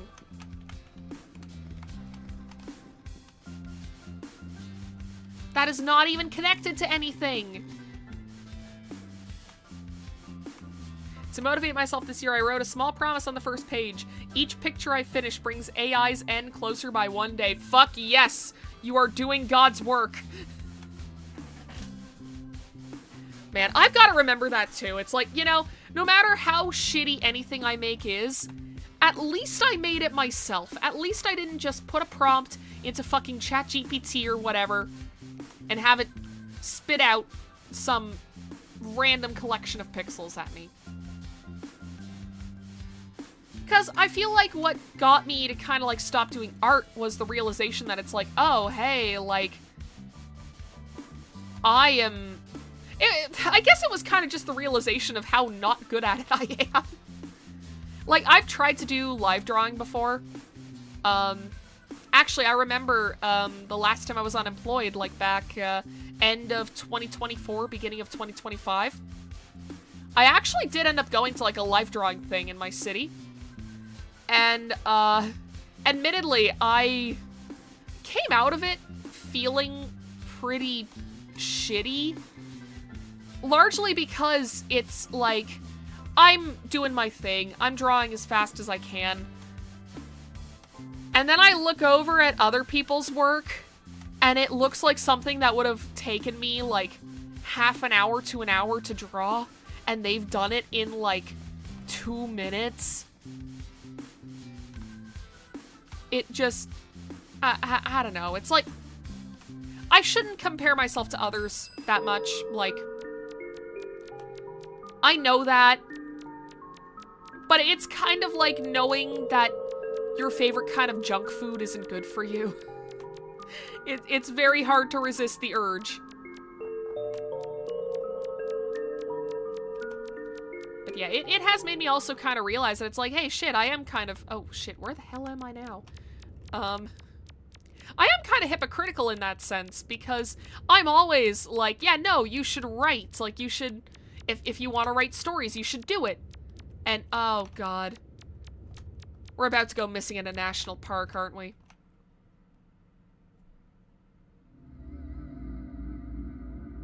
Huh. Okay. Upside down forest world. No, that feeling is real. Our friends have an art night where we get together at a restaurant and draw. There are clear winners. Yeah, it's like... Ideally, I would not worry. Like, I wouldn't compare myself to other artists. I think it's because, for a time, though, I was hoping to, like, not really make it a career, but at least have it be something. Excuse me, something that I also, like, do to make money. I feel like that also kind of didn't help when it came to the comparing myself to others thing. But yeah, it is kind of hypocritical of me, because I'm like, oh yeah, no, you should always, like, do writing. Like, always do writing. If you want to get into writing, you should just do it. You should, like, just hop in, make it, even if it comes out bad. Because then the second that I do something that comes out bad, I'm like, this is terrible, this is awful, my life is over, I'm like Frankenstein, but for lines that are bad. Just, it's like, come on, I need to give myself the same grace that I give to others. If you're ever demotivated, the easiest thing to do is to go up to them and say, wow, how do you draw hands so well? Yeah. I mean, that is a great way to make an artist feel better. Is to just, like, give them a little compliment on, like, something that they do well, because boy howdy is it easy as an artist to go, oh god, everything I make is shit. Like, I've been fighting that feeling with my writing for a little while now. Which is part of the reason why I made my New Year's resolution to, like, just write 100 words every day. Because then this way it kind of forces me to, like, not... Because, okay. One thing with writing and doing art that I have realized is you can't just go waiting for inspiration. Oh, you just make a noise, okay. Oh, I rotate you. Interesting. Okay. Well, get spinned around, idiot. But yeah, it's like you can't just wait for inspiration. You kind of just have to plug away at it. Like, day by day. Ooh, cool lantern. I was hoping this would take me to a new world. Hot air balloon world. Cute. Oh, there are fireworks going off. You know, this actually reminds me a lot of this one fair that used to take place, not in my hometown, but a couple villages away from it. It would always be close to, like, the start of the summer. And they would always have, like, you know, the typical, like, fair stuff where you have, like, the midway, you got the Ferris wheel, you got all this. But they would also have hot air balloons. And I was never as I was never too enthusiastic about going up into one because I am deathly afraid of heights. And after my experience being in a biplane last summer, I know, yeah, no, I would fucking die in a hot air balloon. I would, like, not because anything would happen to me. It would be like a baby bunny just scaring itself into a heart attack. Like, that's what would happen to me if I went into a hot air balloon. The race to perfection is a race that started before you realized there was a starting line, so just get running. Exactly! Like, I would say anytime you go into an art form, don't go into it hoping to be, like, one of the best one day, because you will drive yourself insane. Like... Oh, this is like the pink desert back in, regular Yume Nikki. Is that the point? Are we back there? I mean, I guess it's not much of a desert if we're in waist deep water, but you know what I mean. But yeah, it's like that hot air balloon world is kind of nostalgic for me, because I did always also associate that fair with, like, Canada Day. Because they would usually happen pretty close together. Like, the fair would be, like, usually a couple days before Canada Day, if I remember correctly. Either that or it would have happened, like, near the end of the month, and I'm just completely forgetting, and I just kind of merged the two together because they both happened in July.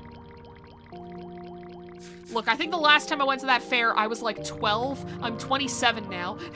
Give me a break. My memory is not the best for these things. My memory is not the best for most things, if I'm being honest.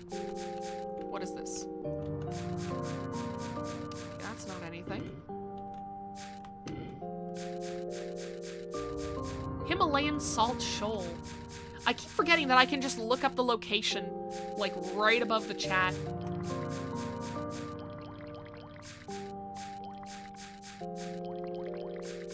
Yeah, it's like, I remember, me and my family, we used to go to a bunch of the different fairs, and it was purely for the midways. The midways and the carnival games and stuff. Oh, okay, PowerPoint. Ah, this is fitting. Happy Valentine's Day, chat.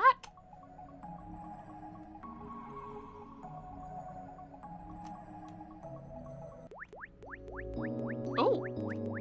Oh. Okay. Cute. So we're changing the color of the world depending on which hearts we step on. Now it's gonna be blue. Dabba-dee, dabba-die.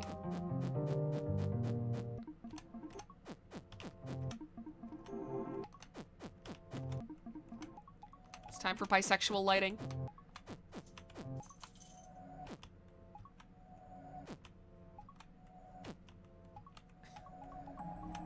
Okay, enough of that.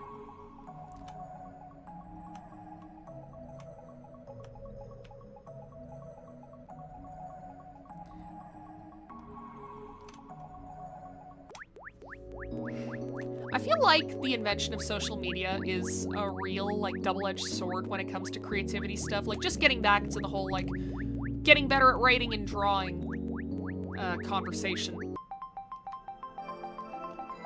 It's, like, on one hand, it's really fucking good for artists because now, like, with the internet, you have, oh god, we are not, no, get off of those. With the internet, you have access to both, like, places where you can share your work with others around the world very, very easily, but also a place where you can very easily look up things like pose references and look up, like, how other people have managed to, like, figure certain things out. But on the other hand, it's bad because, one, it kind of eats at your attention span. And also, sorry, I'm just looking at this real quick. Okay, so there is stuff. There is stuff I can find in here. Cool. Okay, then I will keep looking We're not going to the yellow heart section, though, because, I will die if I have to hear that footstep noise.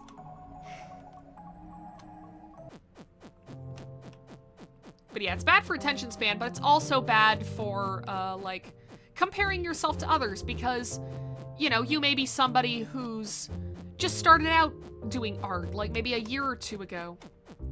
And then you're seeing and comparing yourself, and maybe even being compared to people who've been doing it for like 10, 15, 20 years even.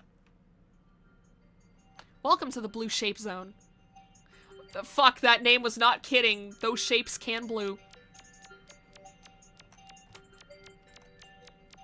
So yeah, it's like, I think about a lot about sort of how my stories would be different and how, like, I would think about storytelling differently if it wasn't for the fact that I have, like, basically an endless repository of so many different writers, like, perspectives on the craft and how they go about doing things and different mediums that I can pursue. Like, if all I knew about was book writing, I would be a very different writer than I am. Like, a lot of my inspiration for writing has been from things like video games and from, like, TV shows and stuff. Like, I genuinely am not sure what I would write if it weren't for those things.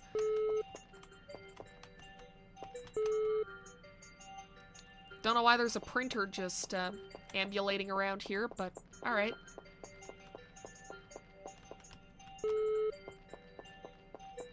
The internet should have stopped growing at internet forums. True. To be honest, though, I do like... Okay, I like the concept of YouTube. I don't like the way that it's run, and I don't like things that have been added on later, like, mostly like the censorship stuff, where it's like, oh yeah, you can't just say swears within the first minute of your video. You can't, like, mention serious topics without using some kind of, like, not alias, I don't know what the word is. Like, basically using, like, a sly little, like, other term to censor yourself for it. It's like, if I'm watching a video about a serious topic, I want to hear it talked about seriously. I don't want, like, I don't know how to describe it without just saying words, but it's like, if I have to call the word suicide sewer slide one more fucking time, I'm going to lose it. Like, anyways, all that aside, I do think that video sharing and, like, music sharing is also, like, a very big and good thing for the internet, because there are so many... Oh, the site's been updated. I will not reload yet. I haven't saved in a while, and I don't want to. I'm in Blue Shape World. I want to see where I can go from here. I miss 2010's YouTube. Same. Like, I feel like, okay, there are so many vending machines, and I have no money for any of them. How do I get money? How do I get dream dollars? Don't tell me I have to work on my dream resume and get a dream job to get dream dollars. But yeah, I miss 2010's YouTube solely because it's like, I feel like nowadays, the bar is way too high for a lot of YouTube stuff. Like, nowadays you have people just putting out, like, making and putting out, like, basically honest-to-God TV shows. Like, having the budget and production quality of something that you would have seen back on, like, TLC back in the day. Which, I mean, granted, TLC wasn't, like, the highest quality programming, but it's still insane, you know? I think the term is substituting or censoring. Yeah, censoring, I guess, is the best word for it.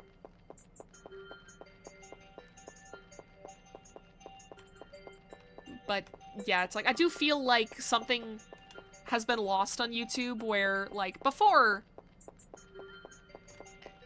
I don't know how to really word it. If you're replacing the word for homophone with the word that homophone is just the new word, they've censored nothing. That's true too. It's like, people are gonna talk about these things whether or not you choose to censor them. The only difference is that they'll probably end up using, like, I think it's because a lot of the terms that people use to censor, like, these words that YouTube and other social medias don't want people saying, is that they end up giving these, like, very serious topics way stupider names. And it's like, okay, well, if you're, like, talking about it more lightheartedly, to an extent, like, yeah, sure, like, if you're making a joke and you call it sewer slide, you know, that's kind of funny, but it's whenever you are, like, asking people to take a topic seriously, and then still using the stupid name for it. Like, I don't know why I'm going off on this now. This has nothing to do with anything that we're talking about. Or at least very little. But the moment YouTube changes, when people could make a career out of it and have now become beholden to the advertisers. Exactly. It's like, it was never a bad thing that you could make a career off of it, but it's just the fact that now it's like, oh, well, now everything has to be advertiser-friendly, and it's like, it really doesn't. That's kind of why I don't take my channel all that seriously, to be honest, because, like, I don't want to have to worry about, like, oh, do I have the highest view count? Am I satisfying the YouTube algorithm correctly? I feel like that would just drive me insane.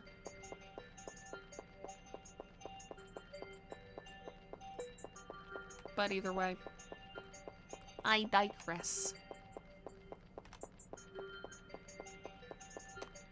But yeah, it's like the old internet was,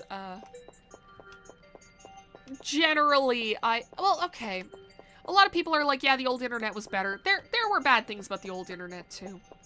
But generally, it was a lot better whenever, you know, if you want to talk about a specific topic, you'd have to look up the specific forum or the website for that particular topic, and everything was kind of, like, nicely sequestered away from each other.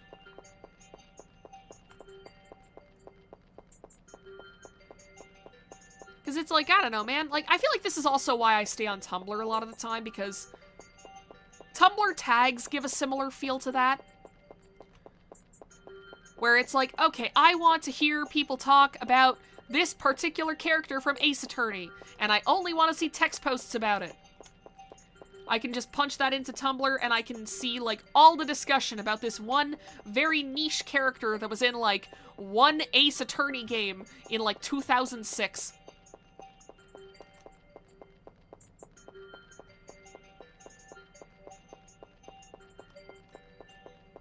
Okay, I am not finding anything in blue shape zone. Unless one of these little cubes on the ground decides to do something different. But I don't think it will.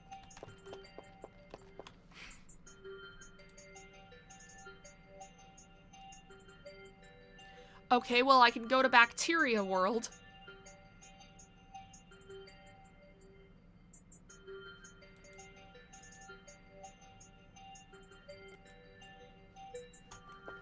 Where the hell am I right now? Okay, so we got 3 pillars in this tallish area. Am I over there? Unless, okay, if I keep going up, let me keep going up.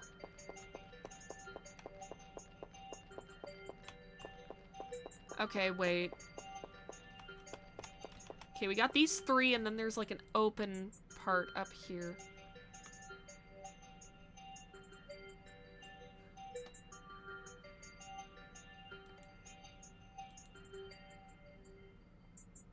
Okay, okay. I miss internet forums just because on, like, Discord, that community gathered knowledge is somewhere you can locate. Yes, that too. Anytime that a game is like, oh yeah, join our Discord to, like, see how to fix this particular thing in the game. Or, like, go to our Discord if you have any questions. It's like, no. I wanted somewhere that I can Google. Like, the day that Discord goes down, the day that Discord... Oh. Hi. The day that Discord stops, like, being supported, the day the servers go down, so much information on the internet is just gonna be completely fucking lost.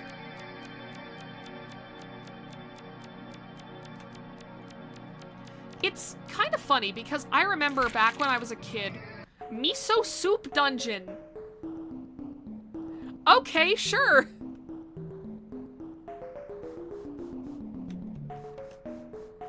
Sure, I'll be in the Miso Soup Dungeon. That's fine. I think.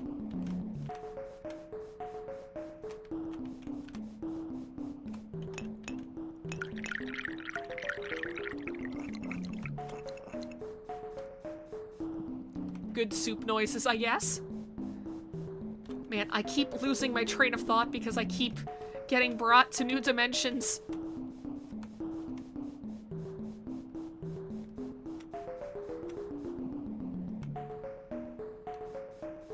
Miso soup.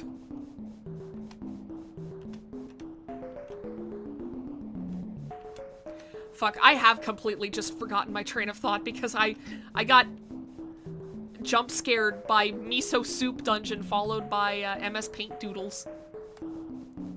Followed by Soup Walker over here. God, I could go for some soup right now. Oh, well, thank you. Don't mind if I do.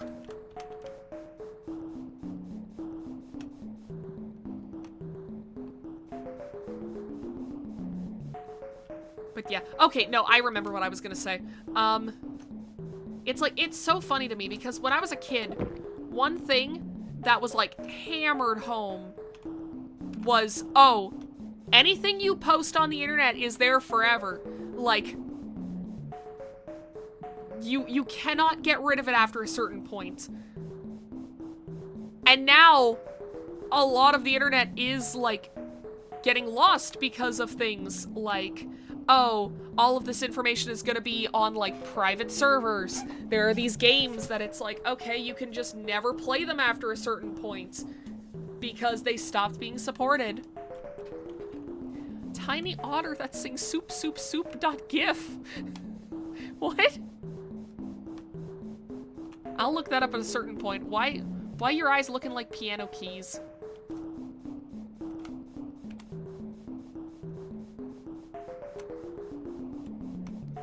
You know, it is still wild to me that I've done all of this wandering in Yume Tuki so far. Not a single effect. I haven't stumbled upon a single effect just by wandering. Netrot is real. It really is. It's like, it's also wild to me coming from a family where my dad was always like, yeah, if you have to, like, buy it on the internet, like, if it's a digital purchase, that's a complete scam, and you should just pirate it instead. Like, going from that kind of mindset to, everything is digital, you own nothing, is just nuts. Well, all of these people seem very happy around this store. Do they have rubber ducks? Do they have rubber ducks? Are they taking baths? Awesome. I mean, when you think about it, if you put a bath bomb into your bath, you basically are just making, like, human soup at that point.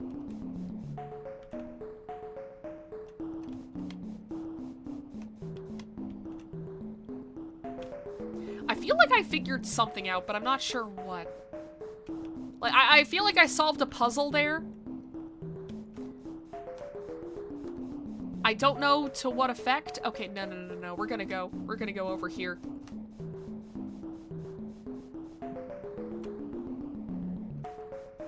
Oh, do these all come out the same direction? They do. God damn it. I thought I was gonna be so clever, like, ah, the game makers would have never expected me to go to the furthest entrance. Nah, it was just a very, very simple puzzle. What's in here? Oh, hello. Posted the otter in the memes channel. Okay, I'll have to pull up Discord in a sec. Another one of you. Interesting.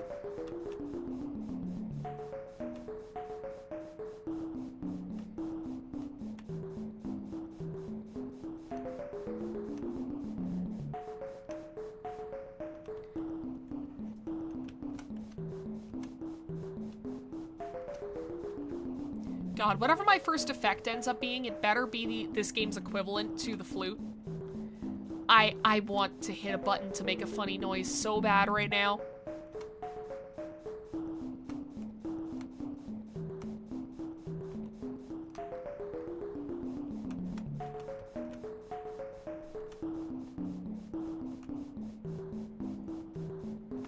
Hello, Milk Walker. Can you get out of my way?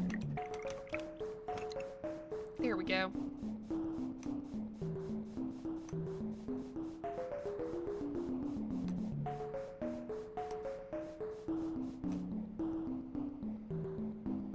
This place just keeps going.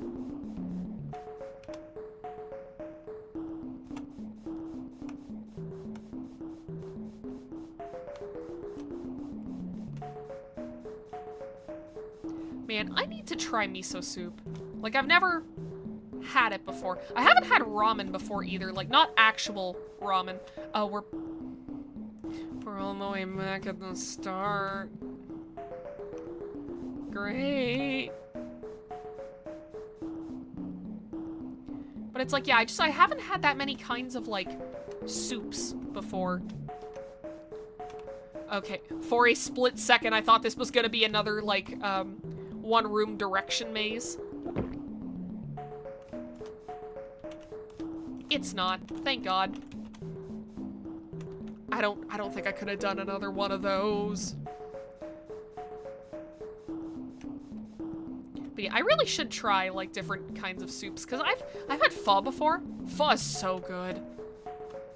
God, it has been so long since I've had pho, now that I think about it. Maybe I'll treat myself to that this Friday. Okay, no, I was just here. I was just here. Okay, well, Smiley Cube, you did not help me very much.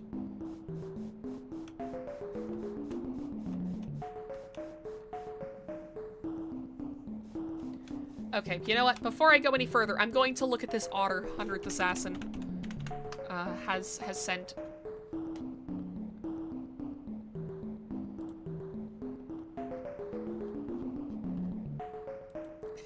Cute! Okay, here. I'm going to copy the link. I'll pull it up on stream for you guys.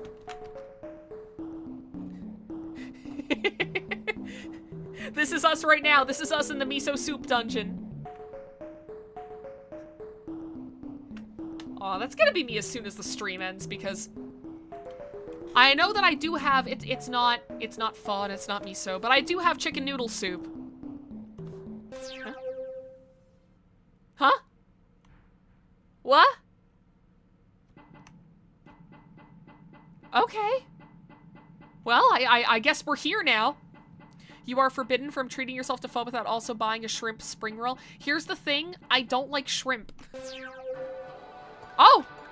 Okay. Happy Valentine's Day again, I guess? Wait, why are you crying?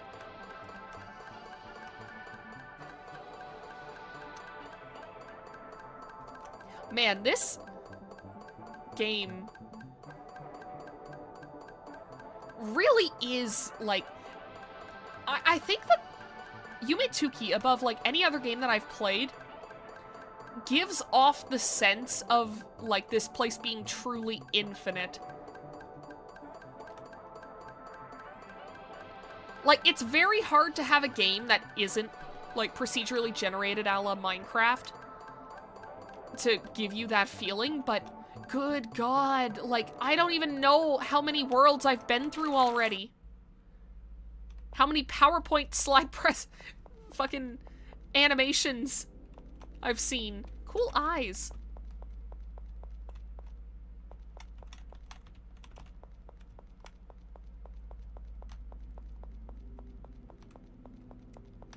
It's just called Night World?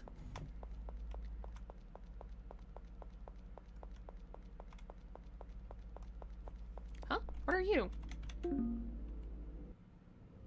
You see? We're just... Oh, wait. Huh? Oh. Okay. Huh.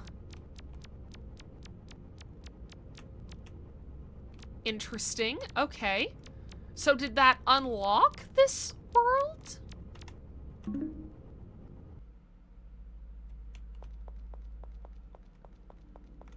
All right. Very cool. This isn't randomly generated. This was poorly designed on purpose with malicious intent. Okay, you know what? This world looks spooky. I want to go to the spooky world. Never mind, it's just dark. Get me out of here. Okay, we can go to the book world.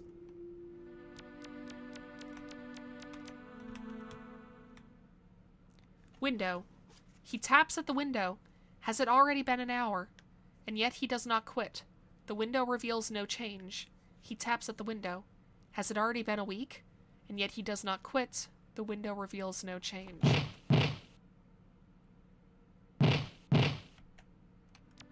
Interesting. The elderly people of the festival. The wall climbing festival began. The first to climb are the elderly people whose feet are injured. That... What? That seems like a bad place for those people to be. Also, I just realized the chat has not been moving this whole time. Does any Tukey know how to navigate this place? Okay. Getting help from someone else, moving limply. They are not climbing by themselves. When they descended, they made a mistake and were violently flung to the ground. The earth was in an uproar. The elderly people had been carried away and disappeared somewhere. Huh. Are all of these different? Caring for your drought monkey. Although it has a mixed diet, too much moisture can cause its stomach to rupture. What? Spread sawdust in its cage. Finely shredded newspaper is also acceptable. After cleaning its cage, it's also good to replenish its water supply. Never keep two drought monkeys. Drought monkeys mimic the actions of their owners. It's a sign of affection. If it somehow learns to speak, poison your drought monkey immediately. You know what? This is the kind of information you would receive in dreams. My hands are trembling. The scar on them burns painfully. It became a keloid that keeps throbbing. I can see it steadily getting worse. Someone, anyone, I'm begging you. I want this to end already. It hurts. It's so painful. Why? Why me? I see my reflection in the window. I look horrible. Every night I'm unable to sleep and then the morning comes. It won't stop. Mother. Mother. Mom. Okay. And this one's just blank. Oh, no. When I fell, my head... Hi. Sorry to hear about your injury, ma'am. Title, Red Book. Author, Hal. Well, why does this one give me the prompt to read? Have a nice dream.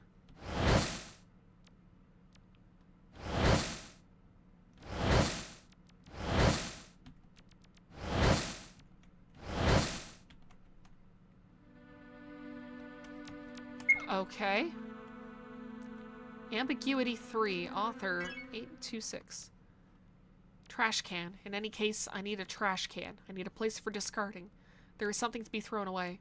With teary eyes, I searched around, and at last I finally found one. With a trash can in hand, now I just need something to throw away. Interesting. There are so many of these books. I can't read all of them. Okay.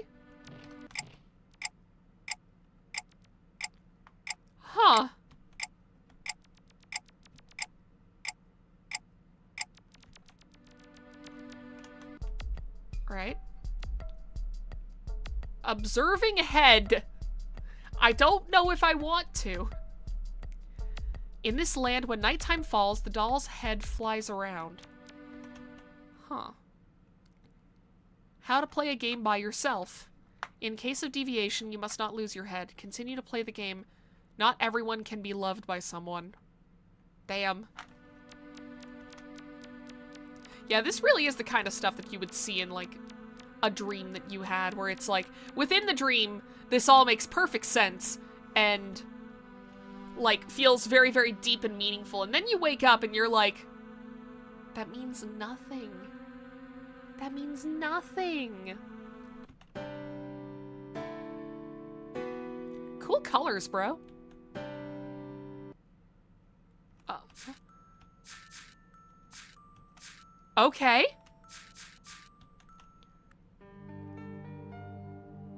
Hello? Oh, okay.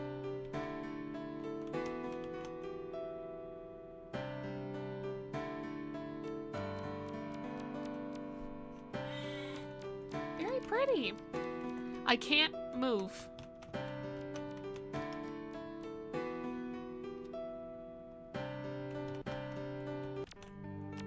Okay, there we go.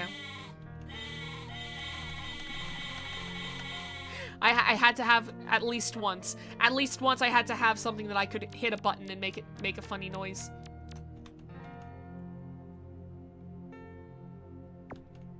How many times have you had a dream that's a sequel to one you had? I think that's only happened to me like once or twice. I know at one point I had some sort of dream. It involved the campsite that me and my family used to stay at. Oh? Underline. Nope. Knight, king.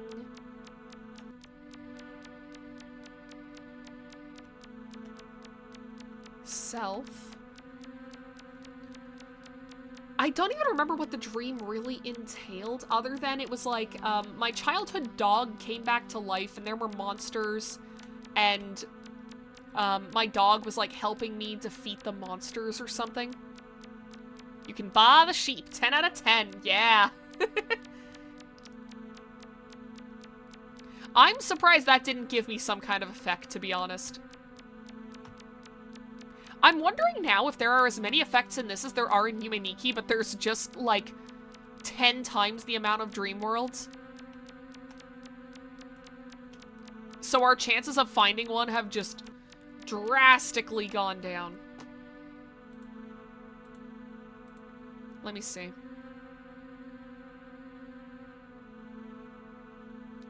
Beige Hallway of Wa. Alright, I'll try and find the Beige Hallway of Wa.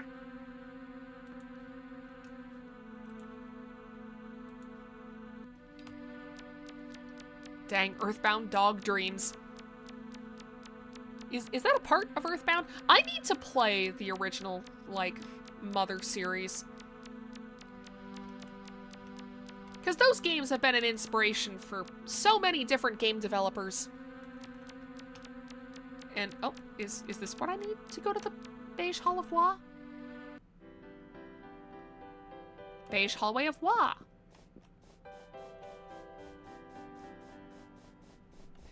Wa. Understandable. Have a nice day.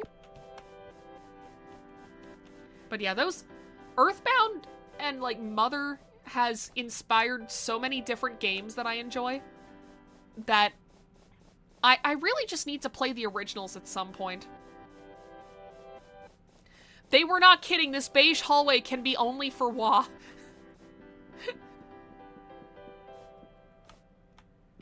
Very cool.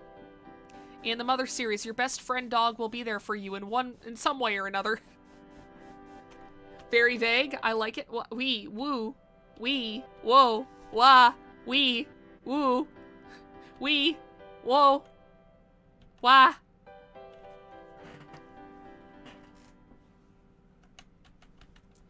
This is a fun little area.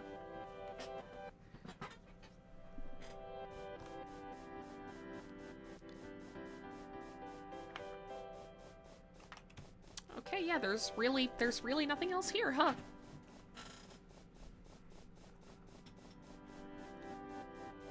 Alright, well, I guess we'll go back to Word World.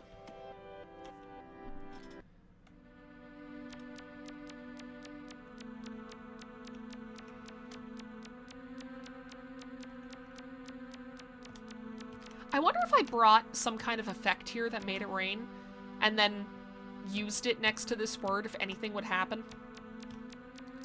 Half those characters aren't used anymore. Really? You learn something new every day.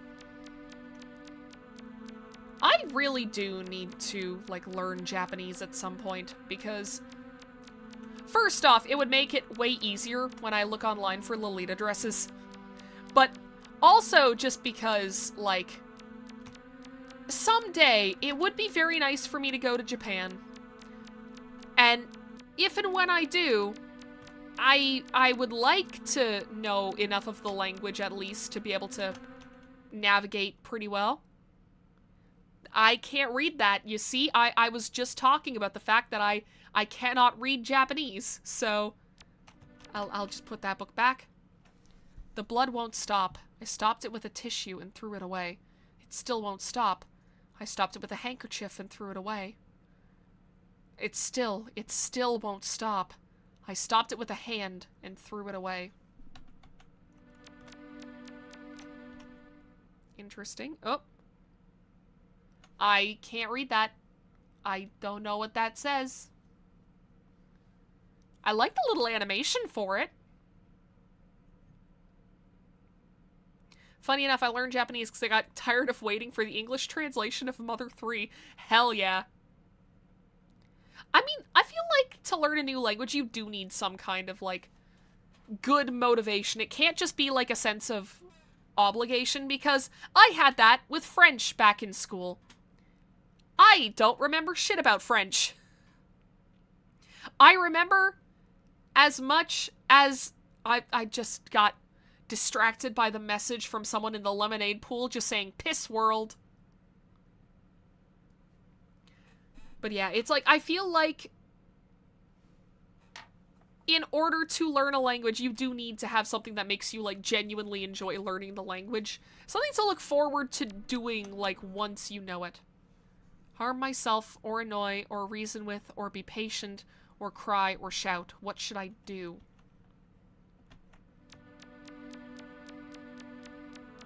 I kind of wish there was a world like this in Yume Nikki now that I think about it, because it is kind of giving a little bit of insight into Urotsuki's mind.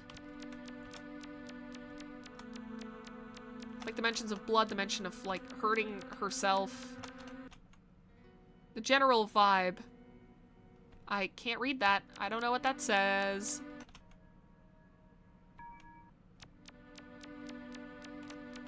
I wish all these books were translated. Oh. Oh, hello.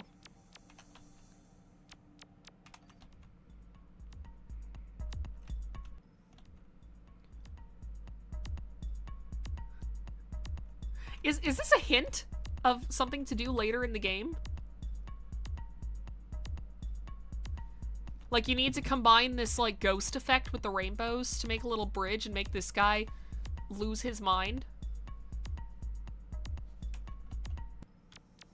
Noted. I can't read that. Okay, so book. Enter book. Go down. Oh. Maybe? A good motivator is getting mad at kanji. How dare they hide their secret meanings from you? That's the one thing that I am concerned about with, like, learning Japanese, is just the fact that different kanji have different meanings depending on the context.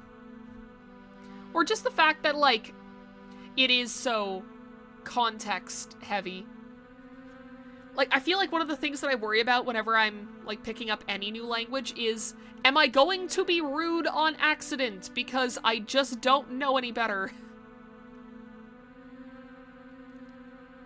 I feel like it would be very easy for me to do that in Japanese. Also, I'm assuming that this is talking about the bookshelves, so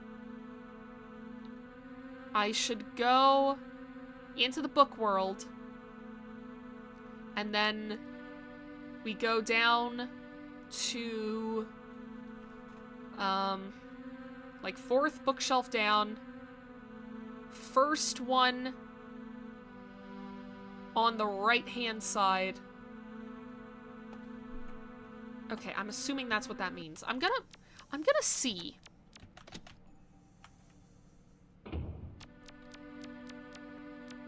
Because if I go back up this way...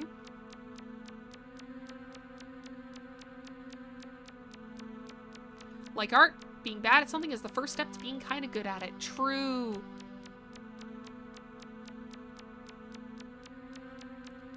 Okay, so here? This one? Well, that's not correct.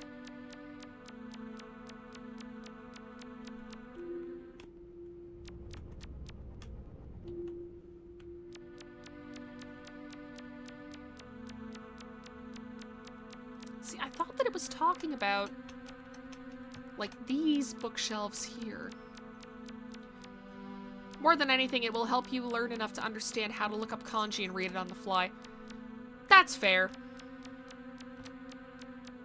And you know, that may also be a good skill to have too, so.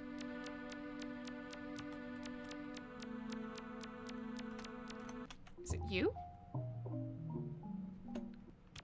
Well, that didn't really help me accomplish much of anything. Oh. Wait.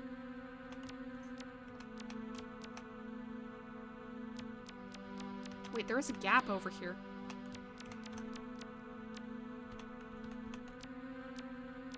Huh. So do I need to pick up a book? Bring it over?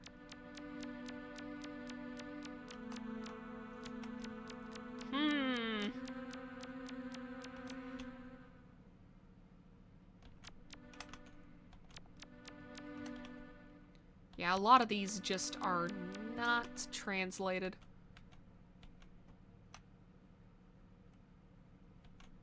What?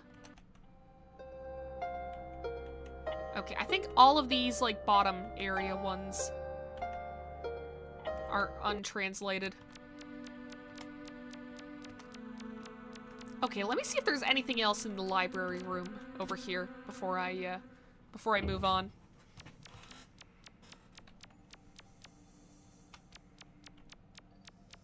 Nope, I guess that's everything.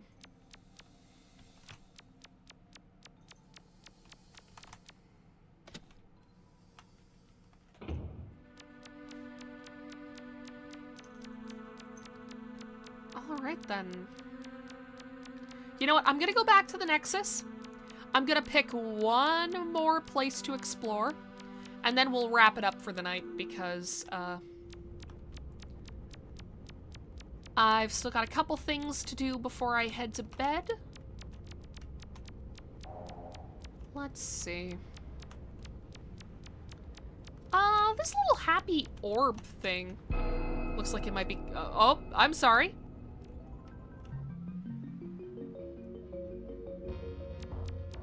Okay. I don't even know what I'm looking at right now. Like, are these rocks? Oh, I found out how to get money.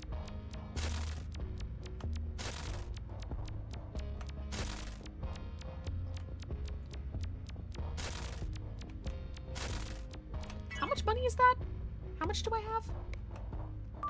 $34.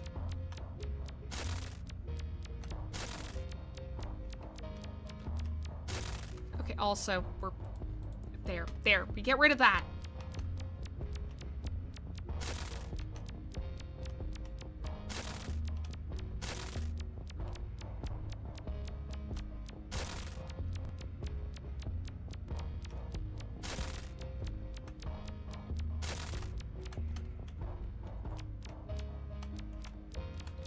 Abstract corrosions. Well, they're not joking. Those corrosions can be abstract.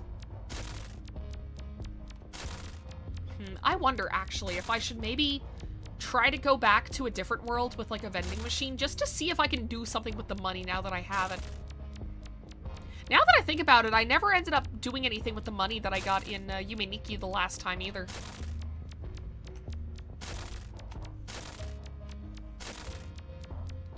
I'm still not sure when we're gonna switch over to, like, a different RPG Maker game. Because this was supposed to just be, like, a temporary, like, one-off, oh, we're just gonna, like, check this out, see how it is. I've just been enjoying, like, being able to boot into a game and just kind of wander around, make my own goals. It's a nice change of pace, considering, oh, are you? Oh, okay.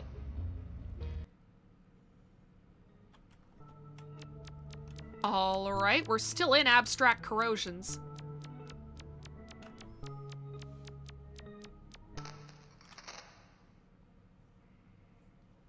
Okay, now we're in Nail World.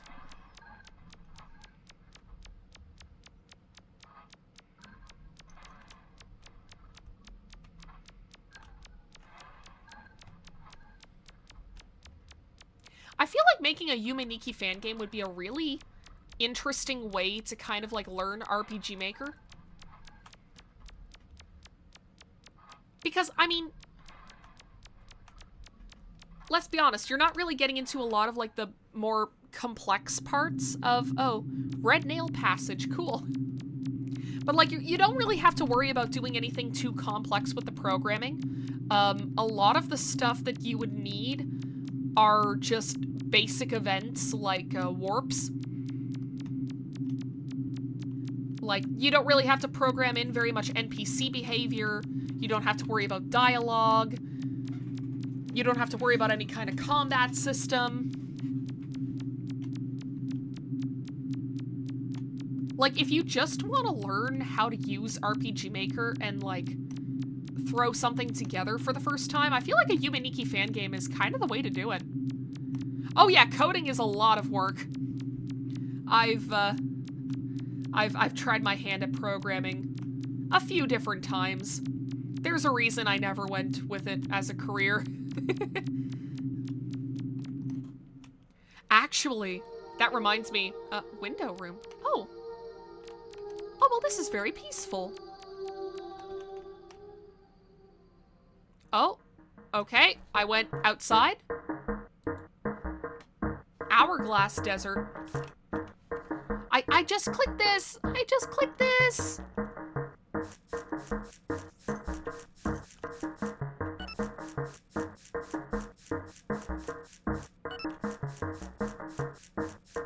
Well, shit. I lost my train of thought again. Once again, Yume Nikki and fan games make it difficult for me to keep one train of thought. But, yeah. Oh, right. I ended up finding, while I was cleaning a while back, this terabyte hard drive that I had back in college. And I found one of my old assignments where, bless my fucking heart, I tried to make a chatbot using if-else statements. I think I even ended up getting 100% for my grade in that because I just, like, followed the rubric. It was like, okay, you have to use variables, you have to do this, you have to do that. And I hit all of those, even though my actual, like, programming etiquette was, kind of fucking garbage. But yeah, that was genuinely fun to do. Less for the programming aspect and more because I had it tied into, like, lore and stuff in a story that I'm working on. Where is anything in this desert?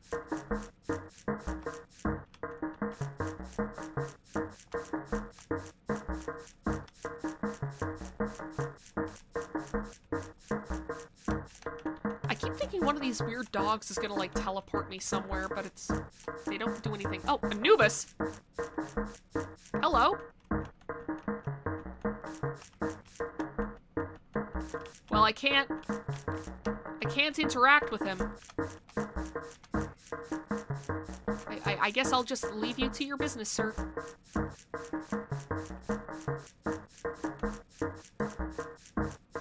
So Vesta, please stop scratching my arm. She's trying so hard to be polite because, normally around 8:30 is whenever she gets her wet food for the night.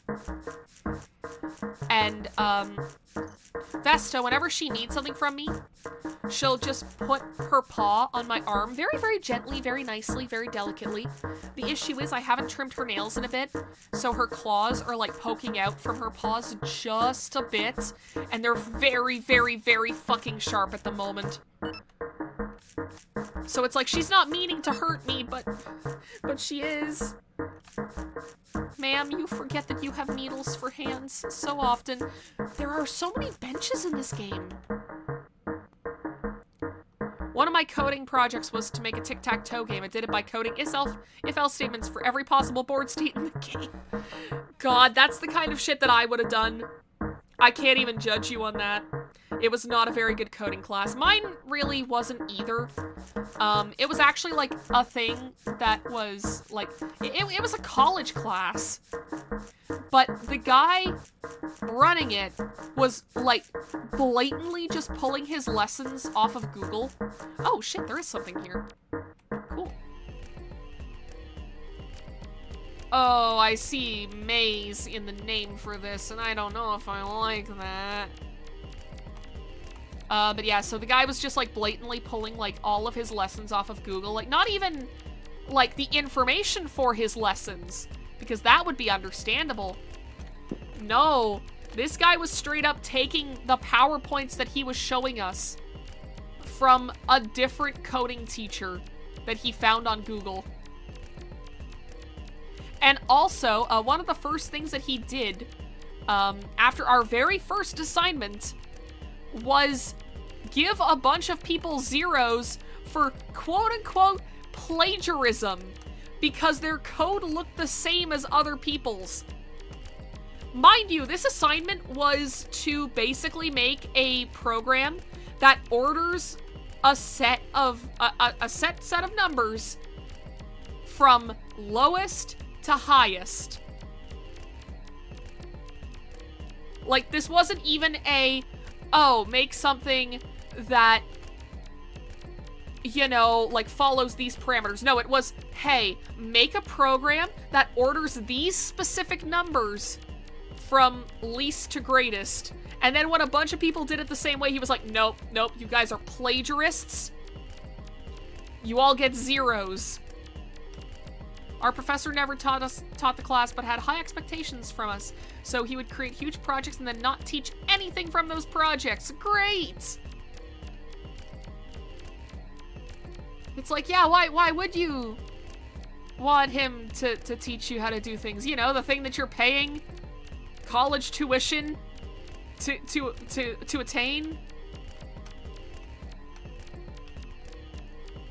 Yeah, that professor was not very popular with my classmates.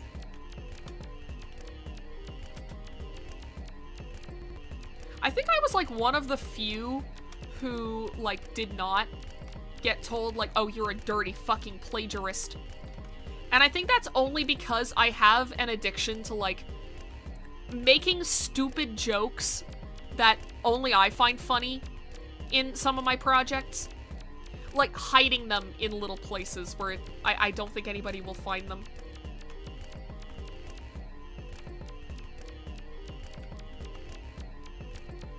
So your professor doesn't understand how designing simple sorting algorithms? Yeah, basically, he didn't understand that it's like, yeah, after... Because also, he had only been teaching us for like 2 weeks.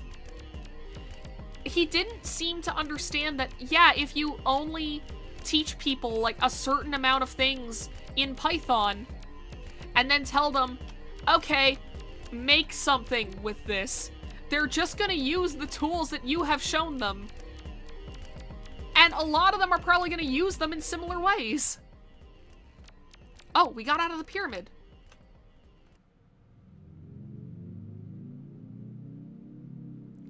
I think I want to go back to the pyramid. What are these?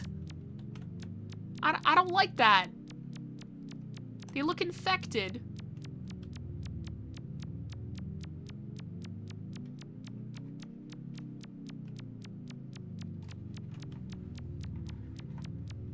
Yeah, I mean, thankfully I didn't have, like, too much other trouble in, like, programming classes, but it's mostly because I feel like every programming class that I took was run by people that just did not know programming.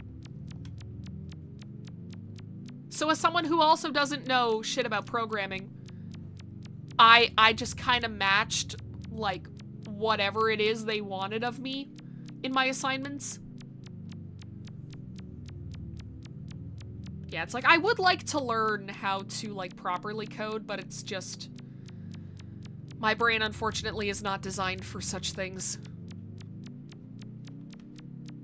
One thing that I've learned about myself is that I have a very hard time with things that, like...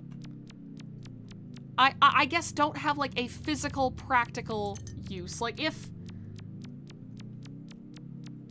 something is explained to me as more of, like, a hypothetical thing, the information does not stick in my brain. Like, that was an issue that I had with math classes whenever I was in high school. Because, so the way that the Canadian school system works is you have some high school classes that correspond to, like, college credits, and then you have some high school classes that correspond to university credits, and you have to have a certain number of university level classes in high school in order to attend a university afterwards. So for a very long time, I was trying to do all university classes in high school because I didn't know what the fuck I wanted to do with my life. I didn't know if that would cause problems later. Turns out, it didn't. I just ended up going to college and it was fine. But at the time, I didn't know. But I remember having such a bitch of a time learning the quadratic formula because no matter how it was explained to me, I just could not understand the purpose of it. Or at least that information just would not stick in my brain because whatever its purpose was not, like, something concrete in my brain.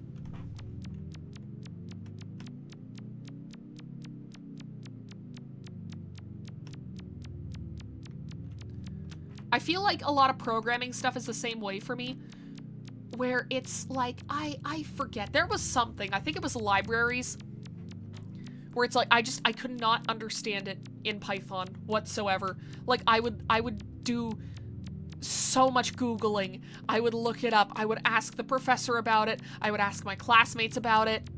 I would get very similar responses each time. And none of them stuck in my brain. I still didn't know how the fuck to use them or why I would need to use them, like, even after all of that explanation.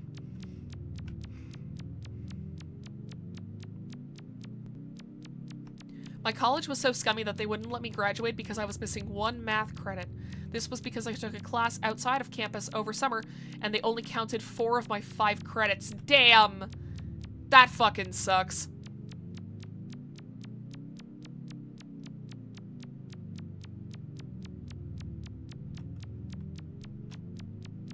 You know, I'm starting to think there's nothing in this wilderness. Is there anything here? Okay, there is.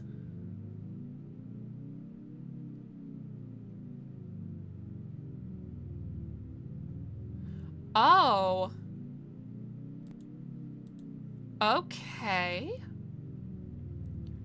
So, okay, there has to be a place where I can change the plants around here somewhere.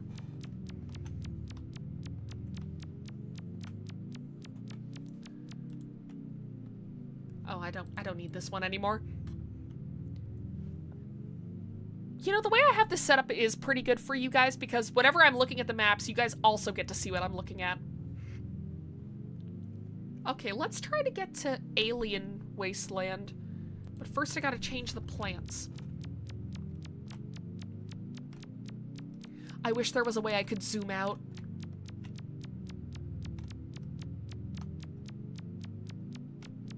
Like, the map is all well and good, but, I mean, actually here, maybe I'll be able to tell based on this? Okay, so hypothetically, if I keep going down... No? Okay, where the fuck am I?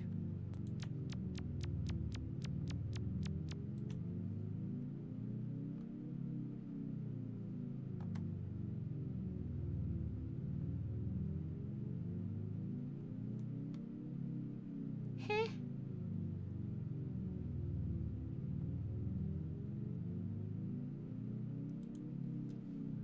Oh, no, that's Discord. That's Discord. I don't need to pull up Discord.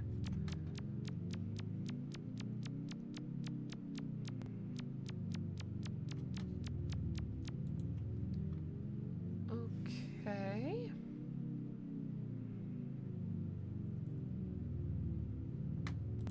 You know, this isn't helping. I'm just going to go in this direction and just nudge my way down. Wait a second. Wait a second. Wait. Wait, wait. Maybe. Because we got these 3. Those 2 are on a similar level. And then if I go down from here... Okay, you know what?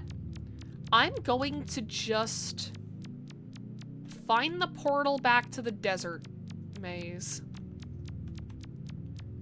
Because then at least I would have some kind of, like, landmark to start with. I'd be able to tell where I am on this map, at least. But yeah, I don't have too many stories, like, from college of... Wait, I was gonna say, I don't have that many stories about scummy stuff happening at college. Also, Vesta, please do not. There we go. Okay. She's getting restless because it's dinner time. But unfortunately for her, I'm busy. I need to figure out how to make the red plants happen. Anyways, but yeah, I was gonna say, nothing all that scummy happened to me in college. And then I remembered... Okay, so, second year of college, I took a communications class because I needed to for my program. And at one point, we had a little bit that was like a creative writing thing. And I was like, aw, fuck yes, awesome. I get to write myself like a nice little short story. This is gonna basically be like, this is gonna be a nice, relaxing assignment. Because I just get to do something that I already do for fun, but for a grade. Okay, so from here, if I go down, I'll go until we hit the section where there's a lot of just, like, blank red. Once we hit that, I'll go back up to the plant, and then just move right. That seems like the best way to do it. But yeah, so I was looking forward to this assignment. I had, like, done a bunch of brainstorming and stuff to figure out what exactly I wanted to write, this and that, and, okay, there we go.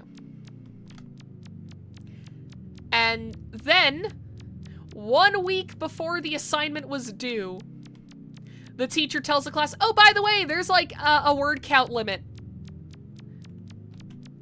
And I was like, wait, there wasn't before, and she was like, yeah, I just added it in. And I was so sad. Because it's like, on one hand, I kind of get it. Yes, thank God, finally. No, no. Z.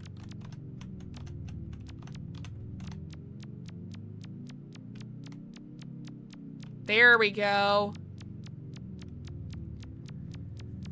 Alright, cool. Cool, cool, cool.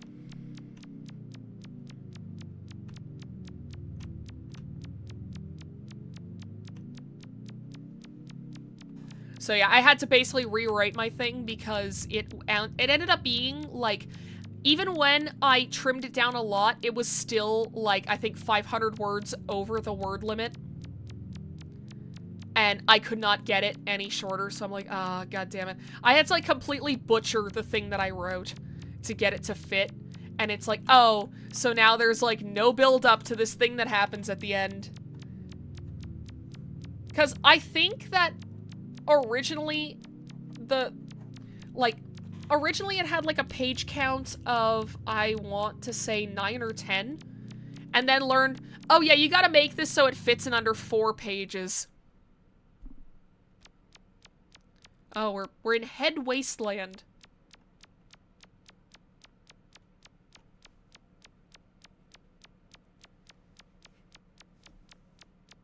Vesta is very, very fixated on the screen for this one.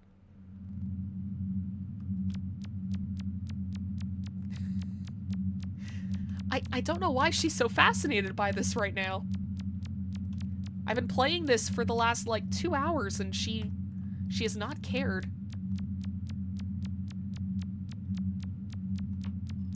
Lots of pyramids.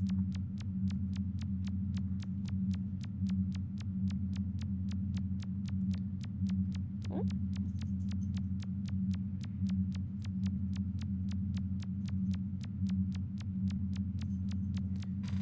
Well, fortunately, I didn't have to rotate her. She's just kind of left.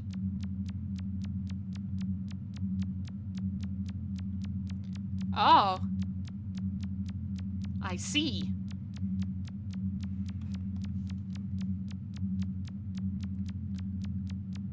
See, this badge kind of spoiled this for me.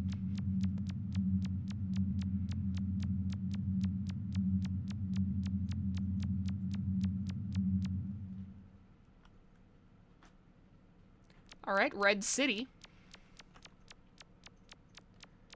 Man, I really could just play this for, like, hours upon hours, just getting more and more lost. This really is, like, a sequel to Yume Nikki. It feels like it just took what people loved about the original so much, and it's just, like... Oh. Oh, okay. Scary sounds.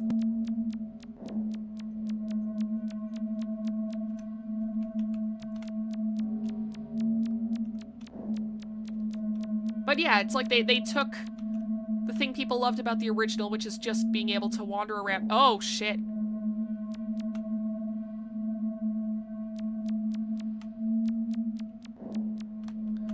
All right.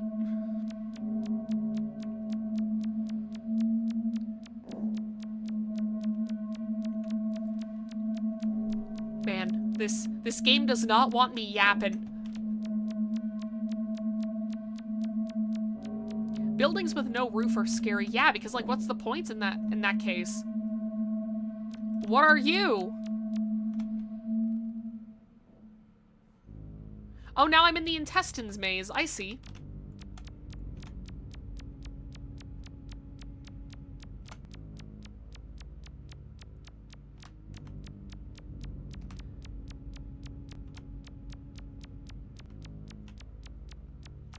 Yeah, it's like this could just go on forever. It's like a Wikipedia deep dive.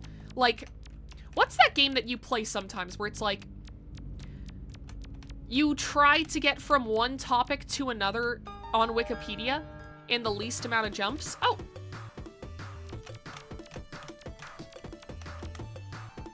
Cute.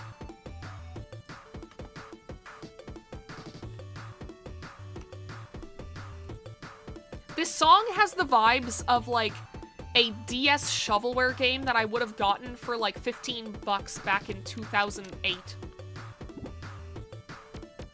Oh god, it's a teleport maze. Oh god.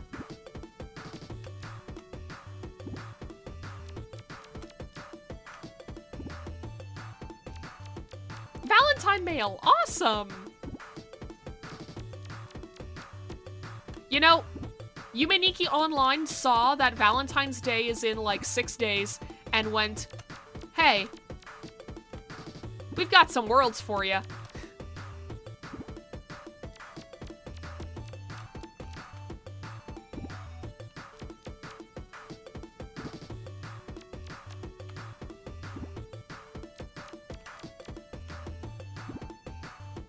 This is just where I already was.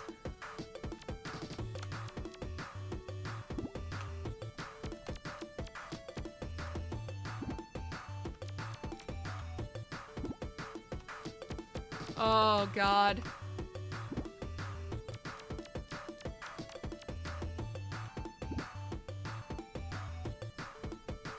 It's the world of love.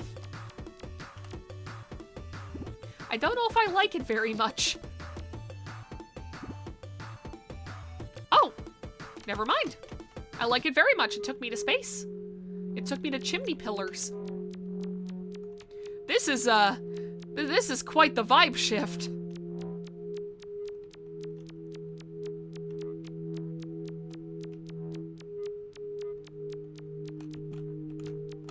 What are you? I can't even interact with you. You're too high up in the air. Rock? Okay, now I'm in the parallel graveyard.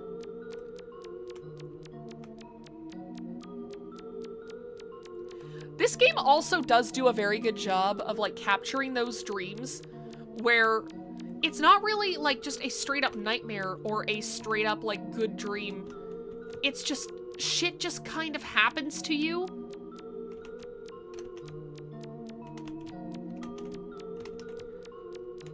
Like, Yume Tuki feels like a lot of my dreams where it's just one thing leading to another. Like, one aspect of a certain part of your dream sticks out to you, and then the dream just becomes that.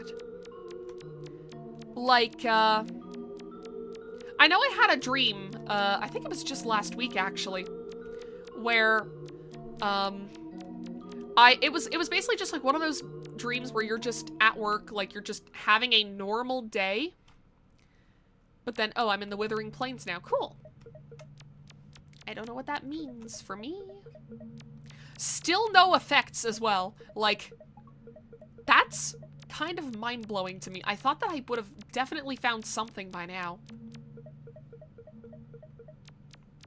But yeah, I was having this dream where it's like just a normal day at work, and then it was like, oh, I got bitten by a spider, and then it's like, oh shit, like Spider-Man. And so for the rest of the dream I had superpowers, and then I was like, oh, but wait, who are the villains then? And then it became like this whole complicated, like, plot line where it turned out like the company that I worked for was actually evil and had been like capturing people who had superpowers for like years, even though that is definitely not in any way related with what the company does.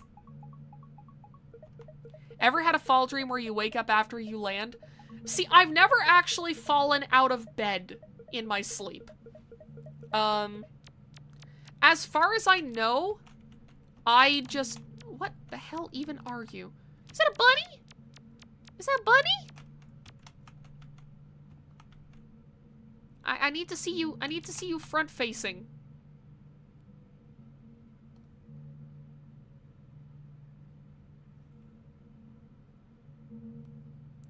Bunny? Bunny or bat? Because it is hovering. This could be a bat. Like, from the front it looks like a bat. From the side it looks like it might be a bunny. Could be both, I guess. I mean, it is a dream. Why am I expecting it to be something normal? But yeah, I'm lucky. I don't sleepwalk. As far as I know, I don't even snore. Also, speaking of bed, my alarm for bedtime just went off.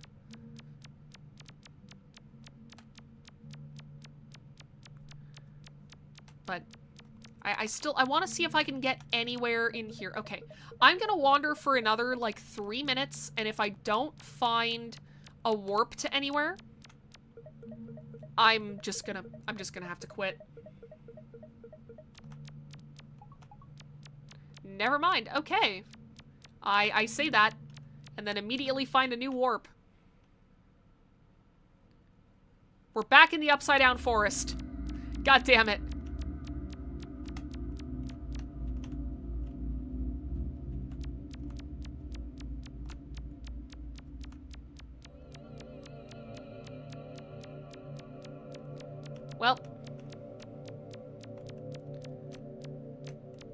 You know what? I think we've seen enough for today. This is just gonna bring us back to worlds we've already seen. So, we'll save.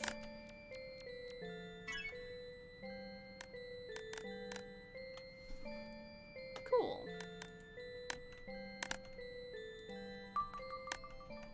Alright, and now let's go to the just chatting screen. So, I really like that. I really like Yume so far from what I've played. I'm so surprised that we did not find a single effect. Like, in all that time, we played for like 2.5, 3 hours. Not a single effect.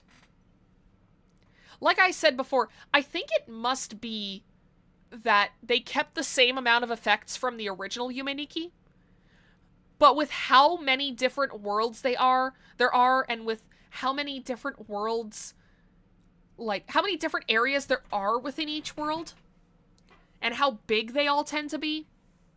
Like, no, I can totally see why I'm having trouble finding, like, anything. But, yeah. I don't know if we're gonna keep playing this next week. It all depends on if the end of this week is as hectic as last week was. And also depends on, like, if I end up finding something that I find more interesting than just continuing to search through these little dream worlds. They definitely built it with purpose over weirdness. That too, it's like, a lot of the areas at the moment feel like they tell a bit more of a story to an extent. Although again, like, I say that, but then we did go through the miso soup maze, and I still have no idea what the fuck was up with that.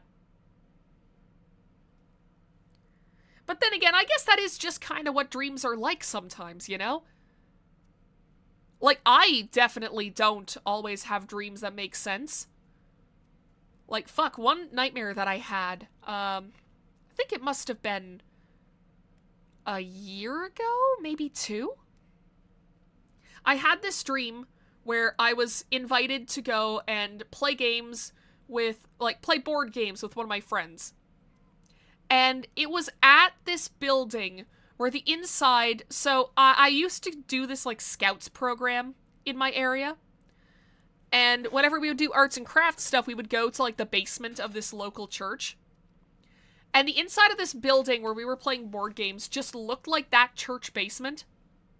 And then there was, like, some kind of conspiracy thing that came up where it was like, oh, it turns out that, like, I am specifically, like, doing something. Like, the character I play as in this dream is specifically doing something that a bunch of the town is not happy with, and they've kind of, like, lured me here to kill me. And then I end up running away, and then I get saved by this guy who looks like he's made out of balloons. Just random shit like that. Like, Yume gives that vibe. Where it's like, I'm sure in the moment doing the miso soup maze, like in a dream, you would be like, ah yes, this makes 100% sense. Like, this makes perfect sense. I know exactly what I'm doing. I know why I need to do it. And then you wake up and you're like, what the fuck was that? Church basements are somehow the raddest place to do random things. They sure are. Like, I used to take karate classes, and they were all in church basements. For some reason. I mean, I guess there just aren't, like, the places that I grew up in were too small to really have community centers. So churches were just kind of, like, our equivalent. Church basements would just be, like, rented out for these things. I guess that's just how it is in small towns a lot of the time. You just don't have the same infrastructure as, like, a city. So you just make do with what's already there. But either way. So I'm very happy that apparently my cold that will not leave has finally left because holy shit, I have not had to blow my nose this entire fucking stream. Hell yes. Woo!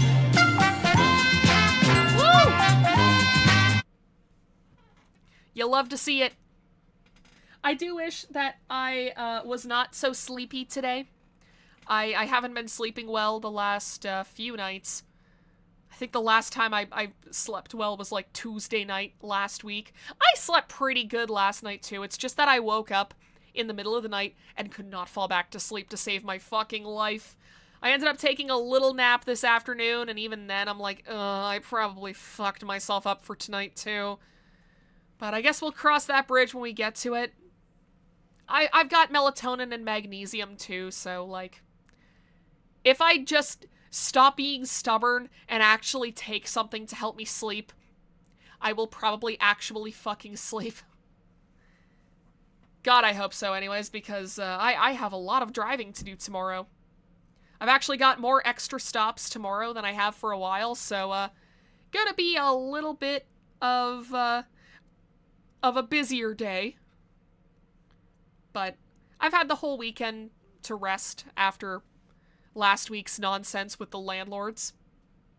So hopefully this week should be better. Hopefully next week I will not be as sleepy on the weekend. And even if I am, I'm gonna have an extra day to just rest, relax. So yeah. Man, I've just realized that 2 streams in a row now I've wanted to talk about Tomodachi Life, like the new one that's coming out. I don't remember if I talked about it at all last time. But man, my hyperfixation for that game is so real already, and it's not even fucking out yet. I keep just, like, looking at things people are saying about the game online.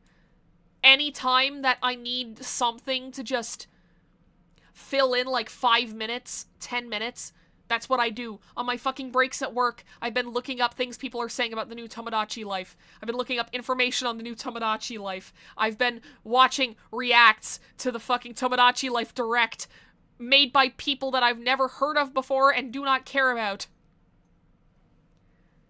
That game is gonna be so fun. It's not one that I'm gonna play on the channel, mostly because, like, the entire cast of characters I want to make for it are just my OCs. They're characters from stories that even I'm not sure if I'm ever gonna write someday. So it's, like, it wouldn't be as funny as watching a streamer, like, make Hatsune Miku and Freddy Fazbear and having them date. Like, you wouldn't get any of that with my island. I just want to put my characters onto, in like a little ant farm and watch them like weird bugs. Anyways, I'm just rambling at this point.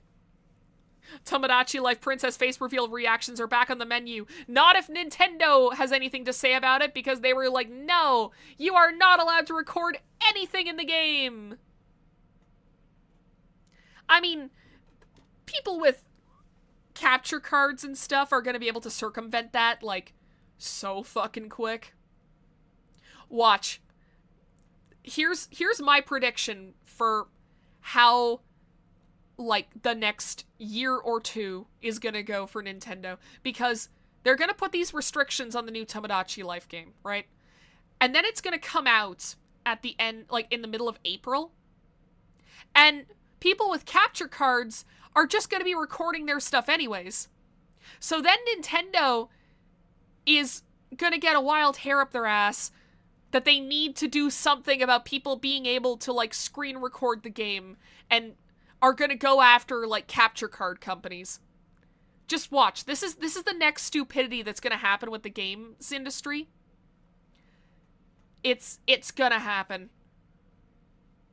'Cause if they are putting this restriction in place for Tomodachi Life, I do not see Nintendo taking people just recording their shit anyways well. I feel like they are gonna fight back against it in some way. Either that or they're just gonna fucking content, like, copyright strike every single video that comes out about the game. Doug Bowser did a real good job being Nintendo's villain. Look, I don't know who does what in Nintendo. I don't care enough about the executives to know one way or the other.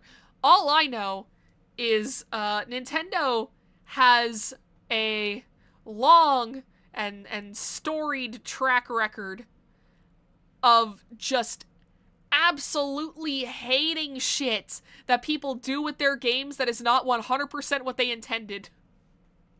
Like, we saw this with Pokemon. We saw this with Pokemon where somebody from Game Freak... Oh, God. Why is my voice going now? Come on. I was just celebrating the fact that the cold that will not leave has left me. I can't have symptoms happening again. Come on. But all I know is, like, at one point, someone who was, like, high up, who works on the Pokemon games, said that they looked at people doing Nuzlocks the same way as people who pirate the games. Like, they thought that Nuzlocking was as bad as people emulating the game. So, like, I don't know. I don't see it ending well. I don't see people being able to record their stuff anyways ending well. Which really sucks, because the first thing that I'm gonna do when the game comes out, outside of, you know, buy it and play it myself, is look up other people's playthroughs of it. So, yeah, I'm also kind of hoping that they, like, go back on the whole no sharing me's thing. Because I get what they're trying to do. They're like, hey, we've added things in the game that let you write and draw whatever you want on your Mii's faces. Some people are gonna use this for evil. And it's like, on one hand, I get that. And I get wanting to, like, keep kids from seeing that stuff. But, like, all you have to do is keep the same QR code feature. Or even, like, the fucking... I don't know what the codes are called in Animal Crossing. But the codes that you would put in to, like, find specific custom designs. They could have done a system like that. Because, like, if the main thing is to keep kids from seeing stuff that you don't want them to,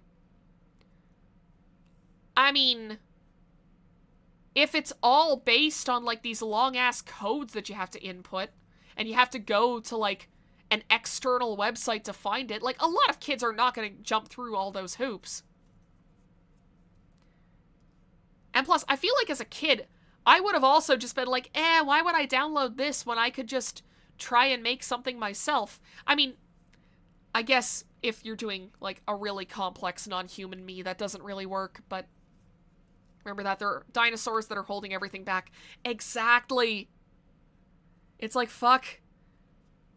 Why are people who haven't played video games since the 90s still helming all the big video game projects? Please let some young people take over.